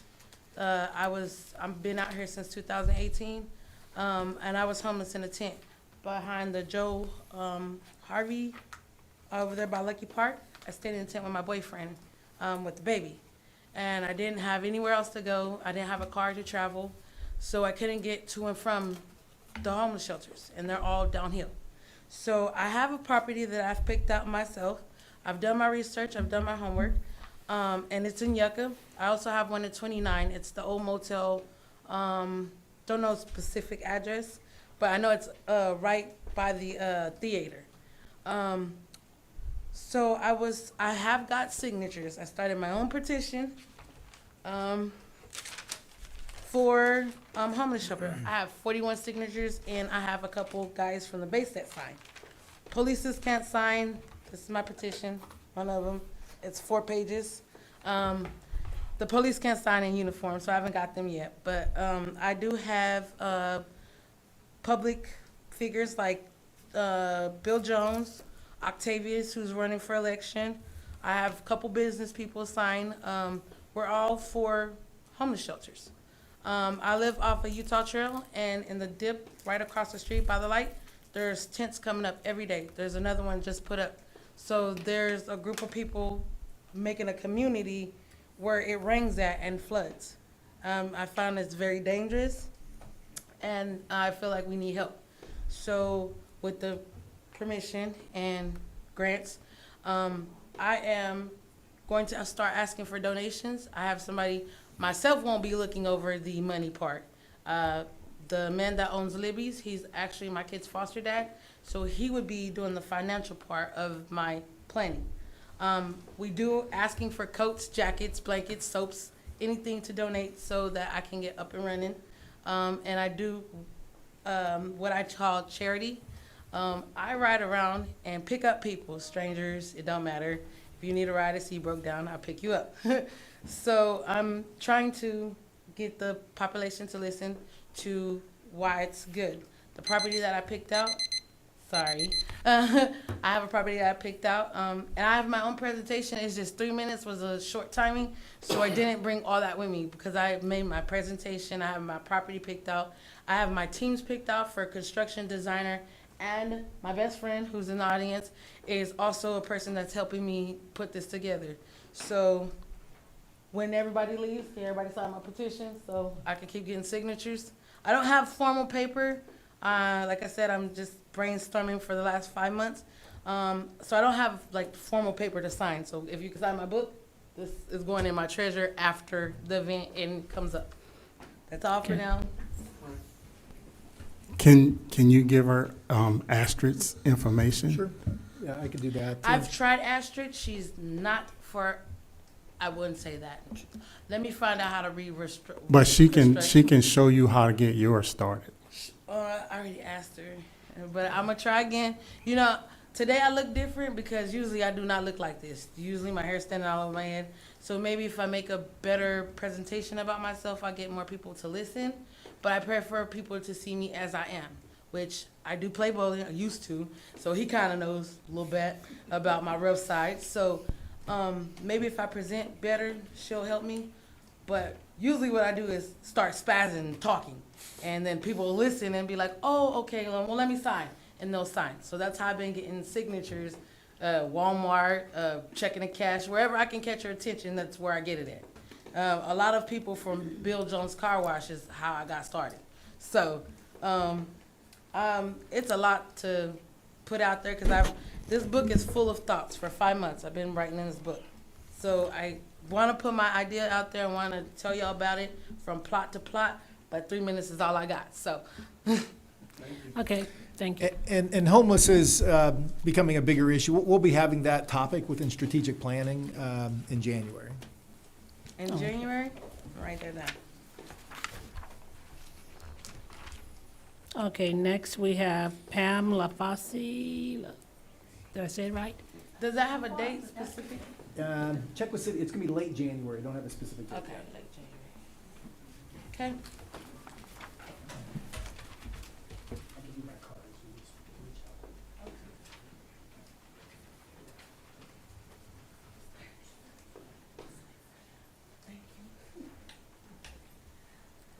Hi, good evening. Thank you very much for giving me the opportunity to speak.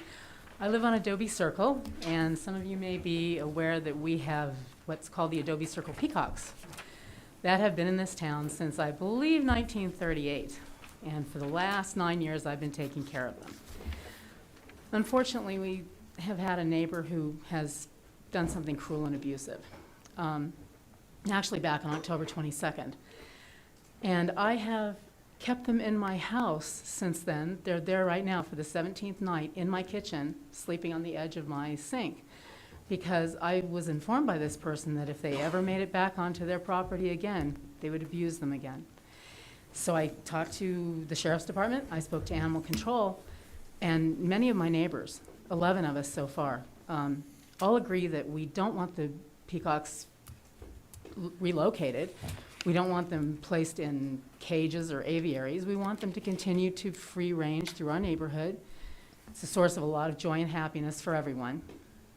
But I have found that they fall into a gray area where they don't seem, there's a point up to where they're protected, like it's a felony to kill one, so perhaps it's 3 years and $20,000. You can't disturb their nests or their eggs, but in this situation, I find myself sort of at a stalemate because there's no actual protection for me to look to.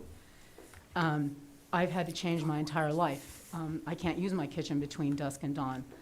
I have to be home an hour before sunset to make sure the birds are protected and can't get away from me. I have to be up in the morning in the crack of dawn, and it takes me about an hour to sanitize and clean my kitchen so that it's just usable. It's very unhealthy for me because I'm exposed to possible respiratory illness. And it's hard for the birds because we have a mother and two 12-week-old babies. She's our last female of the line, so once she goes, it's pretty much the end of an 80-some-odd year history in the neighborhood. And my main thing is to find out how I can protect them and not have to keep them in my kitchen any longer. They're missing all their milestones. The mother's not able to teach them to fly up into the trees to be protected. And the tree on this gentleman's property is a smaller tree. They were calmly sleeping on a branch, and he took a large metal pole to them and knocked them to the ground in the dark, and they don't see in the dark. It put them in danger not only from being harmed by his actions, but because now they have no way to get into another safe location. So they're just prey. And so all the neighbors wonder why there's no way to protect them, why the city hasn't said, well, we endorse their protection, or we're going to enforce a law to help. And I don't want to take up any more time, but something needs to happen because I can no longer endure them in my home. It's become dangerous for both of us. But I can't find any help, so I'm a little lost on this. And I just wanted to bring it up in case there was something that the council could think of that may help keep us from losing them altogether and to get me my life back. So thank you very much. I really appreciate you listening. Thank you. Thank you very much.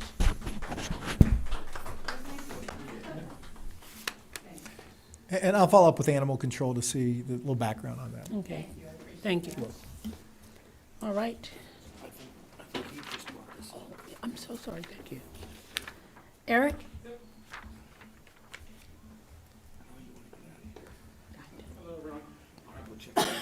Good evening. Cindy, could you go to rediscover29.com? I'm here at the different hat today, no yellow shirts. I'm here on behalf of Rediscover 29, the downtown businesses. We just wanted to announce that we're doing a Christmas tree sale to raise money for the downtown businesses. You can order them online at Rediscover 29. And I think you go to, just scroll down a little bit, yeah. We've got 1 week to do, get our orders in, and we'll even deliver them for, I think, $15 locally, and that money would also is all going to the DBA. You know, we're even gonna maybe dress up as Santa and deliver them, maybe we're talking about it. And then we also wanted to let you know that Sunset Strolls are back. The first one is this Friday. It's every other Friday from 5 to 9. And Smitty is actually helping us with helping procure the vendors and so forth. Anyway, so if you scroll down, I think a little more, or actually go to events, and then Sunset Stroll. Yep. Yeah, and then they put a link on there, so anyone, if you know any vendors or anyone, that we've reduced the fees to have a booth and so forth, and if you want to sign up, you know, I think they reduced it down to $20 to go and sell the stuff, and it should be every other Friday, so it's starting this week. So, thank you. Thank you. What's that? Yeah, real trees. Yes. Oh wait, which one? Real trees. Yeah, they have the different kinds, like the Douglas fir, the Noble fir, and the Nordman. Okay. So, yep. And when are they available? They will be delivered, I think, December 2nd, delivery or pickup. They're actually going to be doing a Christmas tree lot in the lot behind the Benton buildings. Or I think it was, I don't know what they call it, but it was where White Label Vinyl is and the Daydream. They did that patio. So they're gonna have a tree lot there as well. So, okay. So you can go and buy them. But we're ordering, I think, I don't know, $2,000 worth of trees. So then that way we can sell the lot there. And then we're gonna do a pre-order also. Okay. Okay. Thank you. Okay. Then it's time for our city manager update. Yeah, and so I ended up using Firefox to view the map. So just to kind of go back to wastewater location. So Utah Trail 62, see this lot right here, this square lot here? Here's the flood control channel. There's what I was talking about earlier. Okay. If everybody can see that. So a couple things from an update perspective. I went at lunchtime to go pick up some things at Stater Brothers and ran into the general manager there. And good news, they are having a major remodel at Stater Brothers. Probably within a year, he said, a major remodel. So, you know, they'll be adding like a sushi bar, some things that you see in a more modern, grocery store, more prepared foods.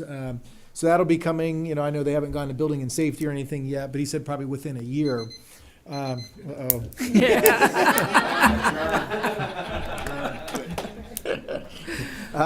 The other one is for Stater Brothers, and I know Councilmember Klink has brought this up, shopping cart issue. 90% of the shopping carts out there are Stater Brothers, and they've geo-fenced about all of their shopping carts at this point.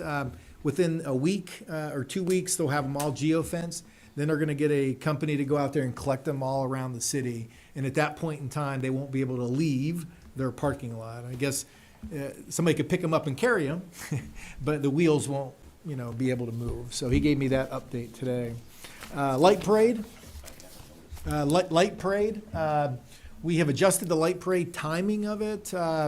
It's going to be moved back a bit to 6 o'clock to give time for people to, leave their employment and be able to participate in it. So not tree lighting, I'm sorry, not the tree lighting. The light parade will start at 6 o'clock. But the event will still start at 5, but the light parade will start at 6. Sunnyvale Apartments, I haven't got this confirmed yet. It is apartments. It was a hotel in the past, and now it's apartments. Trying to get confirmation that it is low, moderate income housing, deed restricted, low income housing. Haven't got that confirmation yet, but I'll report that back.